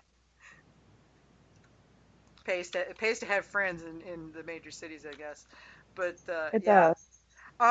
So what are you guys finding that the meadow foam crop is sufficient this year? I know we had problems over here with the Tupelo crop, which they've had a drought for so long. The Tupelo crop had dropped almost nothing, and then this year was like the first good crop they've had in 8 years. Yeah, meadow foam is actually kind of like an early June bloom here. So usually it's still kind of drizzly and rainy. I've never seen us have like a problem with that particular crop. It helps that meadow foam honey is a secondary. So people grow meadow foam for cosmetic use. So meadow foam is grown, and meadow foam seeds were actually meadow foam oil is one of the original replacements for whale blubber in cosmetics. So it's a really wonderful emollient cosmetic oil that we're just getting in at Mountain Rose. So I'm super excited to play with it just from like my dork herbalist side of things. But so the meadow foam honey in Oregon has always been like a secondary sort of crop. And in fact, since it's kind of like come into my awareness of honey deliciousness, I think it's almost become easier to get over the years because more and more people have figured out that, if they bring their bees to these fields, not only do the crops get better and the farmers get that benefit, but then they get a premium for that honey. Yeah, wow. And so I would expect. So it's. Oh, sorry. Go ahead. As I say, it's one that like I haven't struggled to find. Like one of my other favorites that I just love for session mead base is carrot blossom honey, and that comes from Central Oregon, that sort of lower high desert area. They grow carrot seed out there. So they grow carrots and let them go all the way to seed. And I had never had that before, but it's such just a light, wonderful, I've never tasted another honey that's as light in color and has that sort of depth of flavor. So that's kind of become one of my favorites. And I have a harder time finding that than I do meadow foam. Yeah, I ran across that at the Mazer Cup 2, maybe 3 years ago. Somebody entered a carrot blossom traditional. And all the judges at the table were all looking at each other going, carrot blossom, do you know what it tastes like? Because, none of us knew if, it was actually carrot blossom. We had to look it up, Yeah. And, I have to agree with you. It was a really unique honey. And, it was light, and yet it had depth and character that you just didn't normally find in a honey that light. Exactly, yeah. Yeah. Yeah, the first time I had it, I was like, I need all of this. I need all of it right now. Is that coming in, price-wise, is that coming in below meadow foam? Or is meadow foam just like a normal honey for you guys that you can get like everything else?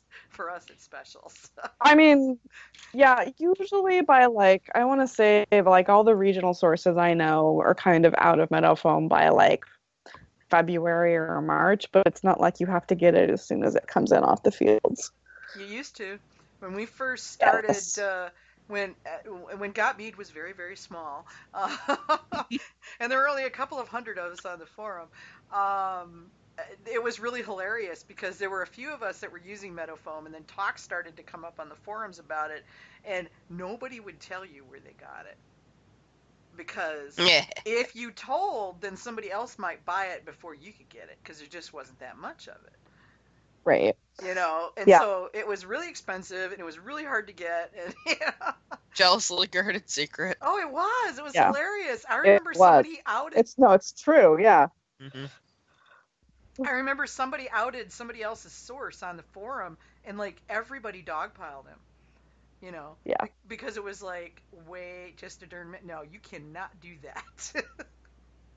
Dude. Yeah. So it was really wild. So I'm glad to hear that there are more people realizing that there's a real opportunity to sell meadow foam, because pretty much I think as much honey as they could produce, they can sell without any trouble at all. Mm-hmm. Yeah. And I think one that's going to be kind of up and coming in that realm is clary sage honey as well. Oh, I like clary sage. Yeah, I haven't seen it. Fairly one I'd never had it. Nectar Creek did a clary sage mead last summer, and they're if you guys aren't familiar with them, they're kind of mostly a session meadery here in Philomath, Oregon. Yeah. And so they came out with a clary sage, and I was like, what is this? This is so good. I was like, what? And then we got connected with, again, Old Raw, and they had an event a month ago where it was bring your own container, and it was, they're charging a flat fee per pound. And so I may have brought a couple of gallon jars. It's fine. all under control. Make it stop anytime I want. Yeah, right. Yeah, fine, totally fine. Told myself Yeah. some of it's for other herbal creations this fall is Right. probably Mhm. gonna Yeah, happen. absolutely. But Business expense. Yeah. That's yeah, research and development. Totally. but Yeah. yeah, I am really another one that people once they kind of start trying, and it's got that fun sort of clary sage isn't like a cooking sage per se, but it does have some of those same aromatic qualities of the honey. So you get a little floral, you get a little spicy, and it's just this really nice, again, sort of on the lighter end of the spectrum honey that just works really well in meads.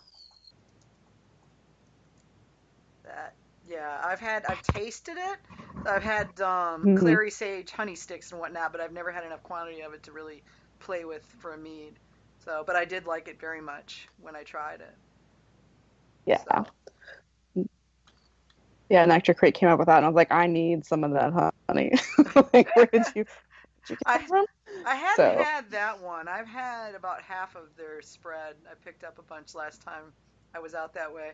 But yeah, that would be really interesting. There's one, as long as we're talking about unique meads, and this is the other side of the country from you, so you may not have had them, but Sap House in New Hampshire does Mm. they do a savory mead, and it's herbal savory, so it's got all kinds of things you'd never think to put in a mead. And I couldn't hit their website. They may have the description still up, but it was a short run that they did, and it was really intriguing because they basically reached for something that you would never really think of. yeah. And I think that's fun. I've not been that brave quite, except for the first one, which I didn't know any better. But yeah, once I learned it better, I've been afraid to risk my honey that way, and to not do something, um, you know, that Yeah. I have no idea if this is going to work out. Yeah. What's the besides ginger, of course, have you played with like rosemary in a mead? It's another tough Um, one. Not in a mead. No. I the one sort of on that same, if we're talking like where that sort of same family of flavors, I was in the LA area and went to the Beechwood Blendery earlier this year, and they had a bay leaf like blonde sour on that was just real good, and I really, really, really want to translate that into like a mead. And I haven't done the tinkering yet to kind of get that right level because bay is such a strong flavor. But they really played on that. It was such a super strong flavor, and it was like, but it was the perfect balance where it was like spicy and it like almost numb your tongue. It was so herbal, and Huh? then it just like washed over with this like crazy sweetness. And I'm like, I need to do that. But That is interesting. yeah. I tried a rosemary once, and it was good for marinating. It was not good for drinking. Hmm. I just and this again was an earlier playing. I wasn't making it into a tea and adding it that way. I threw a whole bunch of rosemary leaves into a bag and let it soak, and yeah, it over rosemary the living crap out of itself. And they were fresh too, so it was just like extraction, you know. So yeah, it was too much. But yeah, I haven't played with a lot of the savory herbs in mine. The first one had several savories in it, but again, I had no idea what I was doing. I wasn't thinking about it that way. But Yeah. that recipe actually is out on, I think, the Got Mead group, because I put a challenge out there to see if anybody could make it taste good. If you can get it to taste good in less than 3 years. No, I think Define good. savory has got like a definite place for meat, especially because you can play off that juxtaposition so nicely. So you get that kind of like real savory, and then you can finish it up with that like sweet wash afterwards. I think that just it works really well if you get those aromatics that punch up front rather than in the back. Yeah, yeah, I could see where that would work. Definitely. Hmm. So the bay leaves thing, I like the flavor that bay leaves add. And yeah, I agree. I think that it would be good to have it, come in on the front, finish Mhm. sweet. That makes Yeah. a lot of sense. Mhm. And I think we're starting to see more experimentation in that direction. I see a lot of people talking about making savory Mhm. style meads Yeah. or meads with savory components to them, So yeah, it's really Yeah. interesting. Mhm. That is. I'm just now you've got my brain running on some of the sessions that I want to play. Damn you, woman. What Well, I'm here for. Yeah. when I first tried to figure out what it was I wanted to add to a particular mead, I went and I pretty much took all of the white Corelware mugs out of my cupboard and put some spices in the bottom of each one. I used like peppercorns and bay leaves and rosemary and oregano and thyme and basil and everything I had in the spice rack that I thought might possibly taste good in a mead, and a bunch that I thought probably wouldn't, and just steeped just to see what the flavor profiles were going to be like on their own, because I'm used to using all these things in cooking where you're not Right. just you're adding it to something else as opposed to looking at it on its own. Yeah, and cooking is such a different way to extract the flavor from the herbs than steeping or making a tea, that is absolutely something that somebody should do before they start playing with it. Like, that's what I recommend doing, is like make that tea first. Yeah. And then make that tea with a little bit of honey in it. And yes, it's going to taste different fermented, but at least gives you the idea if the flavors are going to meld well, because Mm-hmm. you don't want to waste the honey. That's a crime. Yeah, But it is. B, your time and your disappointment afterwards also is not worth, if you could have prevented it in the beginning with taking 10 minutes to have a cup of tea, then definitely do that. So in your discoveries with this, how much does the smell have to do with how the final is going to end up being rather than the taste, if you're going to be fermenting all the sugar out of the honey anyway? That's an interesting question that no one has ever asked. So and you guys would be in the same boat that I am, that we're a little spoiled to have some reserves of mead around. So honestly, if I'm doing a bench trial, I'll usually put a splash of mead in there so that I get that final character to kind of get a better idea. So when I do bench trials, I try to do it with an already fermented beverage. I know a lot of people who are sort of thinking about doing this and thinking about tinkering don't have that luxury, so that's why I recommend just a teaspoon of honey.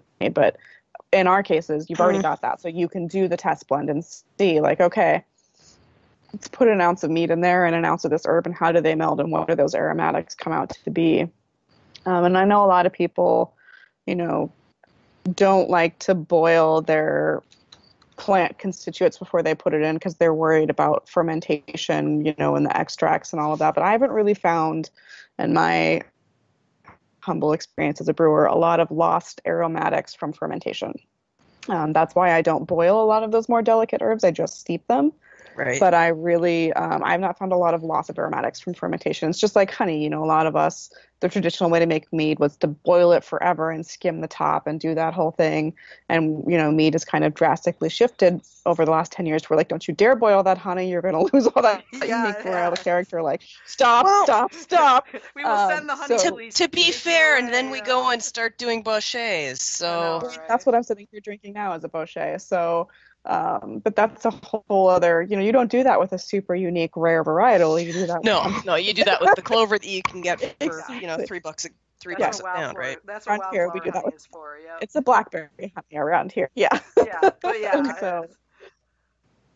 yeah. So I think that's sort of, if you have that available, definitely blend it with a little bit of finished mead rather than honey.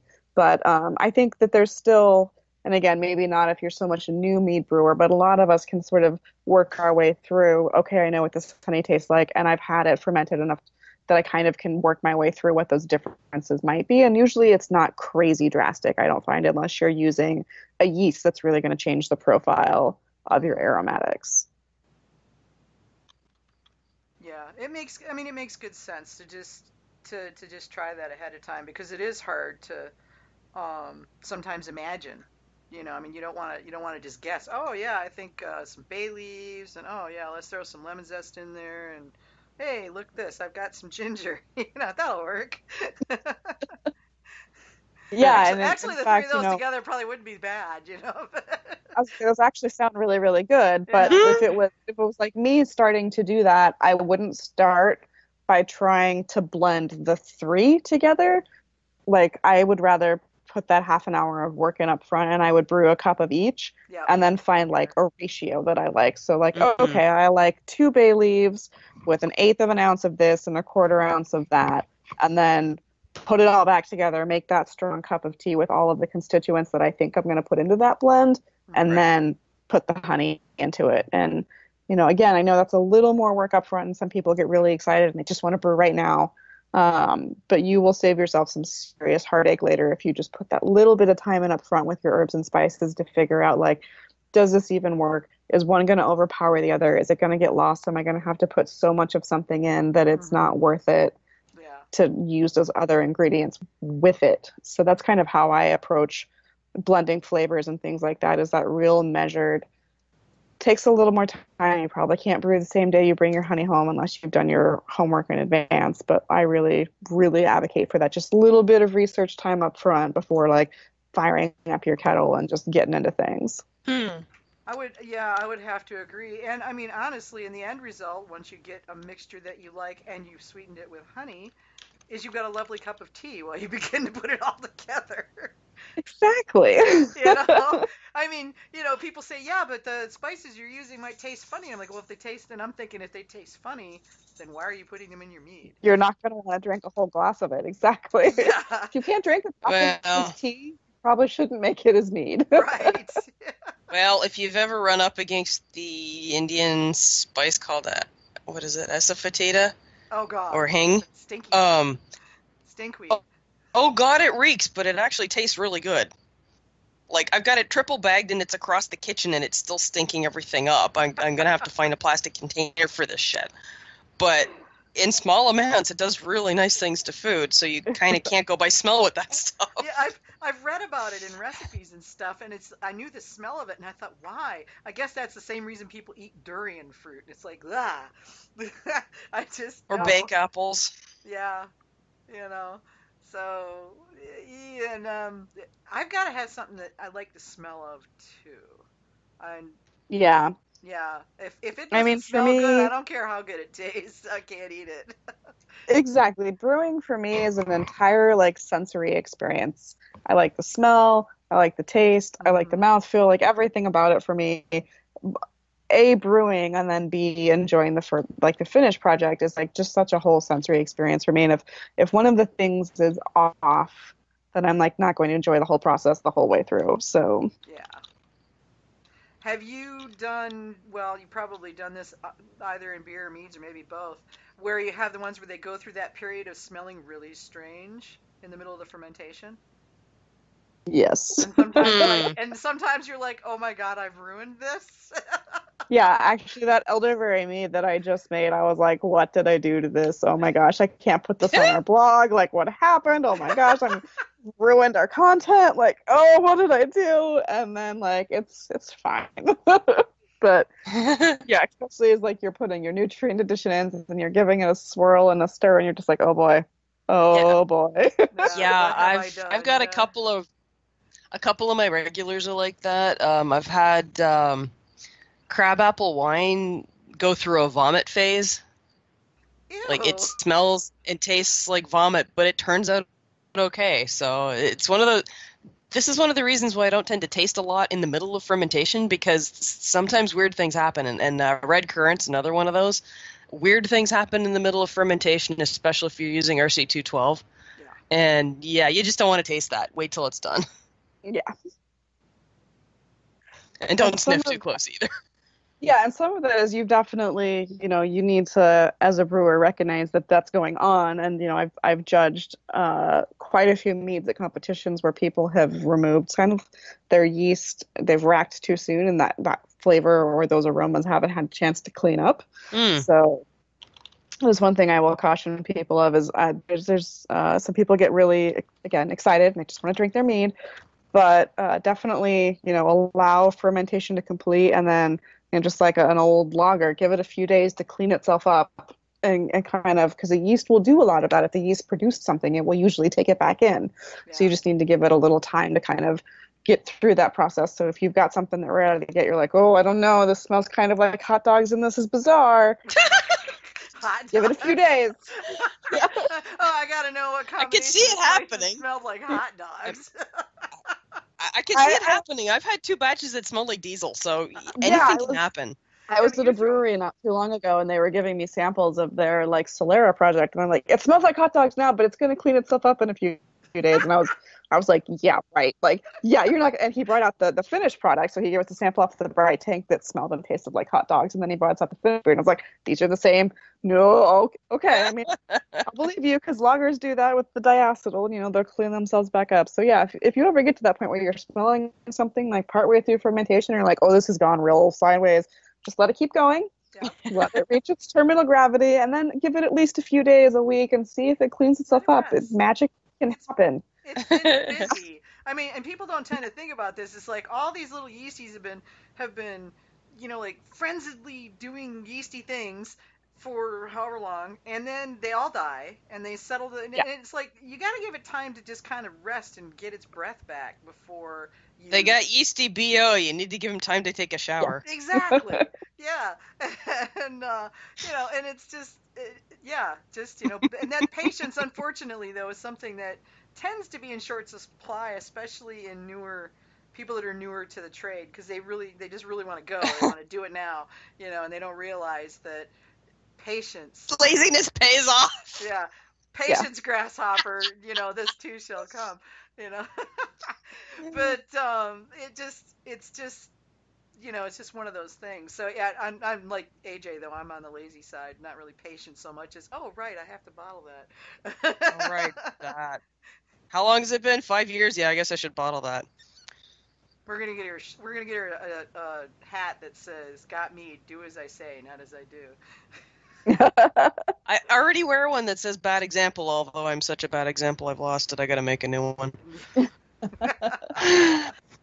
Well, I do have to say, I was listening to an episode of yours. I don't remember how old it was now, but you were suggesting putting glycerin in the airlock to create that.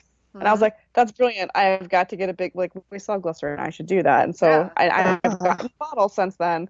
So next one I fill, it's going with glycerin, so I don't have to be worried about it nearly as much. Yeah, it doesn't evaporate the way water does, and it's heavier too, so it has less tendency to you know, go flying all over everywhere. Thinking about it a little more, you probably don't want it on an active ferment, and you probably don't want it if, like, I have a badly abused like gallon of sizer in the bottom of a 5-gallon bucket that's got an airlock that, you know, every time the temperature changes it blurbles one way or the other. You probably don't want it for something that's actually going to have an active airlock, but for something that's in secondary and has completely done its fermentation, it's probably the right thing. I don't know. Vegetable glycerin is like basically neutral and completely benign.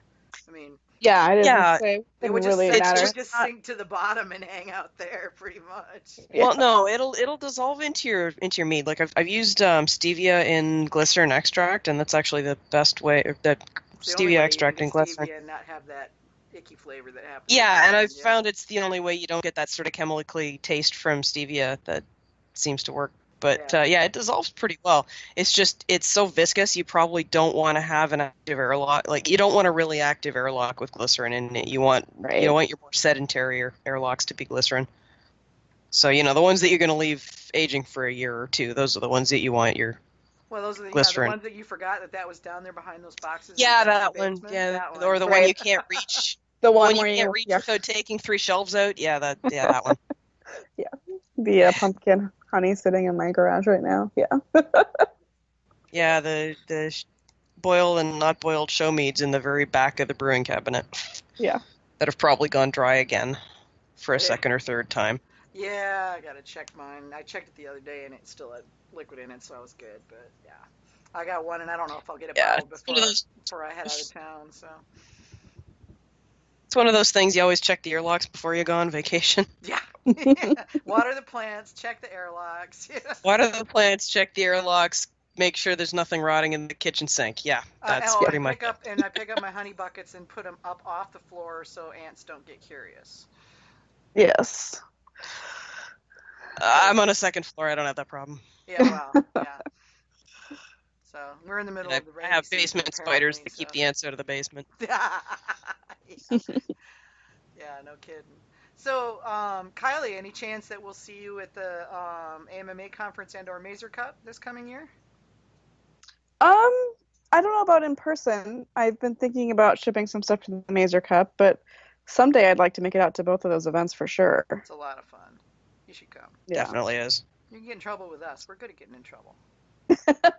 Yeah, it's really good that we only spend a week a year together, Yeah, we're because dangerous. otherwise we'd be turning the country upside down. Mm-hmm. Yeah. Yeah. Yeah, I'm glad that HomebrewCon moves around a lot, because if that was in Portland every year, we'd be in trouble. But yeah, Yeah. I've not been yet because it's the closest one to me so far was DC, and unfortunately that year I was elsewhere during the con. But I'd really love to go one year just to experience it, because everybody talks about what an amazing experience it is. So It is that, yeah, for sure. It was insane for me because we had a Mountain Rose booth, so I was boothing and pouring my beverages all weekend. As I mentioned earlier, I was speaking on a panel, and then we had all of our club engagements and responsibilities on that. So it was kind of like this insane juggling of things. So I don't think most people's HomebrewCon experience is quite as like off the charts as mine was. It was.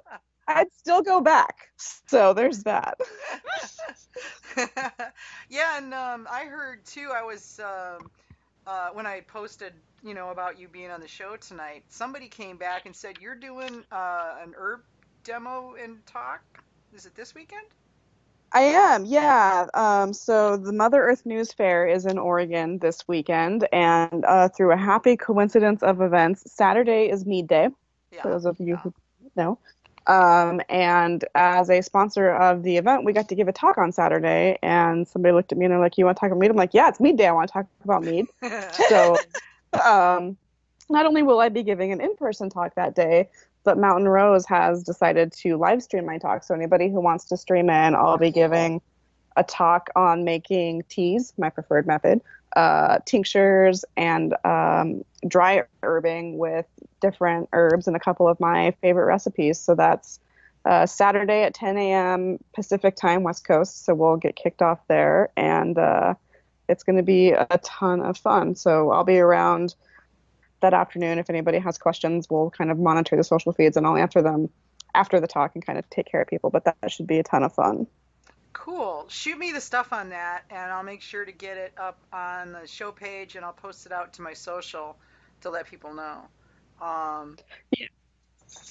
Just drop me an email or something on Skype, something like that, and I'll snag it all up and make sure it goes out. But that's cool, because heck, I might tune in on that. I don't know. I'm trying to decide. I think we're going to the flea market on Saturday. Well, and I want to say I'm like 98% sure that since we're doing it as like a Facebook Live event, it will be recorded and Facebook will make it available later. So you should be able to check it out on our page after the event as well. Awesome. But yeah, I'll earlier in the day, the state flea market is here, and I'm also, I like to sew. And my bestie here, who does it very, very well and has done it professionally, is dragging me off to the fabric shop at the state fair flea market. So, It is a good thing I am not with you. Yeah. For I have no sewing budget this year. Oh God. She pulls out, I went over and I picked her up to take her to a concert on Saturday, and she opens the trunk of her car, and it's hilarious. She's like, like, look at what I got, and she collects out, fabric the way you collect tea. Oh God, worse, much worse. And she's showing me this amazing it was machine stitch, but it was like an embroidered linen that she got for real linen for $10 a yard, and I was just like, shit, that's like a third of what it would cost. So yeah, we could go in a whole other world with that one, but so I totally get it. But yeah, we're gonna go check that out. I never get to see her, and that's like her only afternoon off. She does work at the theater, and she works in the costuming area of theater. So she's got a show this weekend, and she's like, I got that afternoon off. I'm like, all right, let's do it. Cool. Yeah. So many hobbies, so little time. Oh my God. Yeah. Story of my life. I don't know how I had time to work full time. I know, right? Too many. Yeah, it's like all this job stuff keeps interfering with my hobbies. It's really annoying. Yeah. Thankfully, mine have merged together pretty well. I'm not mad about that. That's what I'm hoping for eventually. Yeah. Well, we have kept you for almost 2 hours. And we appreciate it very much. I think we probably could have kept going, but we'll let you get back to the rest of your evening since you're on the West Coast. You still have some evening left. And I do. yeah, and definitely thanks for the link, people. I'm going to put the link for Kiley's class this Saturday on the show page, and I'm also going to spread it around to Got Mead social media, and I'll drop it on a couple of other groups as well. So if you want to listen in or catch the live recording later, you'll be able to do that. And we got to figure out a way to lure you out to Colorado, girl. It's not that far from Oregon. Yeah. I know. I'm gonna make it one of these years. I've never been to GABF either, so I hear that like every year, like, oh, you gotta go, or Colorado's I not haven't that. been to that either. So yeah, I've never missed. Yeah. Well, okay, I've only ever missed one Mazer Cup and none of the AMMAs. So Medical reasons. Yeah, Yes. right. I had a medical excuse, so But yeah, I totally get it because GABF's on my list too, and the CiderCon, and I'd love to go to the distilled spirits conference. Is supposed to be pretty good. Yeah, and I did add a new one to my list. I was fortunate to be invited to be on a panel at Tales of the Cocktail 2 weekends ago. So largest cocktail conference in the world, way cool. Rooms full of multiple mixed drinks. I was Fred Minnick, who did the book Mead, its history, and he does mead cocktail stuff, and he gave a talk about it at the conference. Invited me to go. But anyway, yeah, it was amazing. I mean, wow, these guys are serious creatives. Like, you would not believe it. I was so impressed. They blow my mind. Yeah. And apparently mead and cocktails is a growing thing. Our talk was packed, and I've been getting emails from people asking questions. So it's cool. Yeah. Yeah. I'm excited about that. I think that's a really neat idea. Yeah. But all right, so we shall bid you adieu, and thank you very, very much for coming on the show tonight. Yeah, we really appreciate it. Absolutely. It's been my absolute pleasure, and I'd love to come back anytime you guys want me. Oh yeah. Don't worry about that. You'll get. We'll definitely pencil you in. Yeah, we'll have to do a methclin week or something, and just really deep dive on some methclin ideas. That sounds awesome. Yeah. So, all right, then great. Thank you very much, and have a lovely rest of your week and weekend. I will. Thank you so very much. All right. Bye. Night, Kylie. Bye. So we got like a super long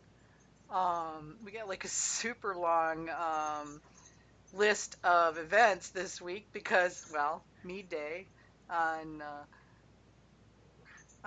Saturday. So for those of you, good heavens, that is a long list. I know, right? So the oops, what did I do? Okay, my computer has seized on trying to scroll up through that list. Good grief. Oh, I know. There's so for those of you who may not be aware, this Saturday is International Mead Day, and the meaderies and mead makers have really jumped on, and I'm sure this is just a fraction. This is just as many as I could find. I was fortunate to get a bunch of people to let me know when I asked to be given events that were coming up. So without further ado, we've got August 1st to 4th. We're going to have to alternate on these, AJ. Sure. August 1st to 4th, Sap House Meadery in New Hampshire is offering, and August 1st is tomorrow, for y'all who might not be aware, 20% off on all purchases in-house and online, and they're doing free tours and tastings on Saturday. August 2nd, Lincoln Loggers Brew Club, Jeremy Goring, is giving a demo on session meads, and that mead will be served at the judges' reception for the Sowers Cup competition.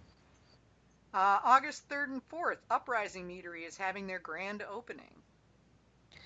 August 3rd at Melovino Meadery, 20% off all orders for all AMMA members through Mead Day. August 4th, Second City Meadery is doing Mead Day giveaways. So hit the link on the page, go straight to their giveaway page so that you can go see what they're doing. August 4th, Blackheath Meadery is releasing batch 2 of their double barrel, double vanilla Weight of the World bourbon barrel aged traditional mead aged 1 year in Dickel, Tennessee whiskey barrels with 2 pounds of Madagascar vanilla beans. Oh my God, that sounds heavenly. I'm going by there tomorrow on my way back from I hate DC. you. I'll see how much I can get. Yeah. Let's just see if he's got enough for me to buy 4 or 5 bottles, and he'll ship some up there. Oh my God. Okay, August 4th, Briminghorn Meadery is having their Mead Day celebration. August 4th, Honey Girl Meadery is having their Mead Day celebration. All right, so a whole bunch of these are going to be August 4th. Hierophant Meadery, Mead Day release of the Song of the Elders Mead. August 4th, Laurel Highlands Meadery is having their Mead Day mead making demo at 3 p.m. Also August 4th, Beecraft Mead, Mead Day celebration. August 4th, High End Barrel Meadery is having their Mead Day celebration. August 4th in Brooklyn, and you will find an advertisement in the right-hand column of gotmead.com that will click you straight through. They're having a huge multi-meadery. I believe there's 6 meaderies involved, Mead Day celebration up there in Brooklyn. So if you're in the New York or East New Jersey area, this is really worthwhile. Cool. August 4th, White Winter Winery is having their Mead Day. And I think I have something of theirs. I should drink it next week. You should. Yeah, they're in northern Wisconsin, for those of you that may not be aware. Okay. August 4th, Ancient Fire Mead and Cider, New Hampshire, Mead Day celebration. August 4th, Hopcat in Royal Oak, Missouri. Michigan. Mead Day celebration. Michigan, sorry. That's okay. Canadian. I say Canadian. Mead Day celebration. August 4th, Arizona Mead and Cider Festival with multiple meaderies. August 4th and 5th, Bee Nectar Palooza, International Beer, Cider, and Mead Festival. Yeah, and I believe Thursday, and this isn't on the list, but I just remembered seeing it earlier today, Bee Nectar's 10th birthday week is going on all this week. So. Oh, wow. Yeah. It's their 10th anniversary, so their whole week has got all kind of cool stuff going on. That's amazing. Yeah. And then August 5th is also the, and I didn't put, I guess I should have put August 4th to 5th. The Mead Day Festival in New York and Brooklyn is actually being hosted by Enlightenment Wines, and it's at Honey's. But they're going to be doing that both August 4th and 5th. Just realized I doubled that up. Oh, and the Melavino, he's got, 7 new releases coming out. I just realized I doubled up on some of these. Doubled up on that one. Yes. Something about a semi-sweet strawberry rosé and the return of Midnight Jack and Murder of Crows. Midnight Jack is amazing. So's Murder of Crows, for that matter. Yeah, I think everything they do is amazing. Yeah, I'm gonna get some of that too. So if I can get some, I'll let you know. Okay, and another one that isn't on here but should be is Schramm's Mead is having a Mead Day celebration this weekend. Oh, cool. Yeah, well, then not surprisingly. There was another. Southern California Mead Alliance is, and I'll add these to the page so that you will have links. Southern California Mead Alliance, it's like 8 or 9 meaderies are getting together to have a big party. So, and the tickets are actually getting close to being sold out on that, and that's down in that's a fun time. Yeah, San Diego area. So, and then the last one is, and this is way out there, August 25th, Bronto Mead is doing a weed and mead party. That's still a giggle. Only, it's like so unfair. Yeah, you're in Canada. You guys be able to get away with that soon. Yeah, I'm not sure how the paperwork's going on that, but yeah, it's supposed to be. Eventually, yeah, it'll happen. Please wait. Please wait 6 to 8 weeks for delivery. Yeah. If you've got an event you'd like us to mention on Got Mead Live, just drop us an email at gotmeadlive@gotmead.com and let us know. And if you've got a Mead Day event coming up and would like me to add it to the show page, do please drop me an email at gotmead@gotmead.com or just ping me up on Facebook. and just let me know so that and I'll be happy to add to the page. We just didn't. This was everything we had up at showtime. So, and we've got one more show before Vicky hies off to Oz for 2 weeks, and that's going to be Sam Kleichman from Big Lost Meadery in Wyoming. So that should be really interesting. I want to say that's the only meadery in Wyoming right now. I don't think there's too many. Well, there's not that many people in Wyoming, so Well, yeah. Yeah. Wyoming's pretty wide open, but yeah. So I want to say that's the first one. Well, it's the only one at the moment. There may have been one earlier, but anyway. So yeah, I'm looking forward to that. And then I am going to be in Australia from August 11th to the 28th. And I'm going to try to do some short broadcasts from there. I don't know if I can or not. A lot of it's going to depend on connectivity. So no promises, but if I can, y'all might get some bonus feeds that show up. So hopefully you'll be able to keep us posted on the Facebook pages about when you're going to be on. Oh yeah, totally. If I've got enough connectivity to go on, to go on a broadcast, then I'll let everybody know beforehand if I can. But cool. Yeah, we're stopping at a bunch of meaderies, and Hamish is throwing a party in Melbourne for like a bunch of mead people, so it'll be fun. And we've got a get together in Sydney, and I'm taking my movie camera, so if I can't broadcast live, I may use the movie camera and record. And then cool. And then I can just post it when I do get to a connection. So I have no idea what kind of connectivity I'm going to have there. Not a clue. So but maybe it may be better than what you get at home, but maybe not. It wouldn't be hard. Well, Yeah, that wouldn't be hard at all. So, all right, y'all. So we're going to let you go for this week, and we'll see y'all next week. Same time, same day. So have a good one. Good night, everybody. Nighty-night.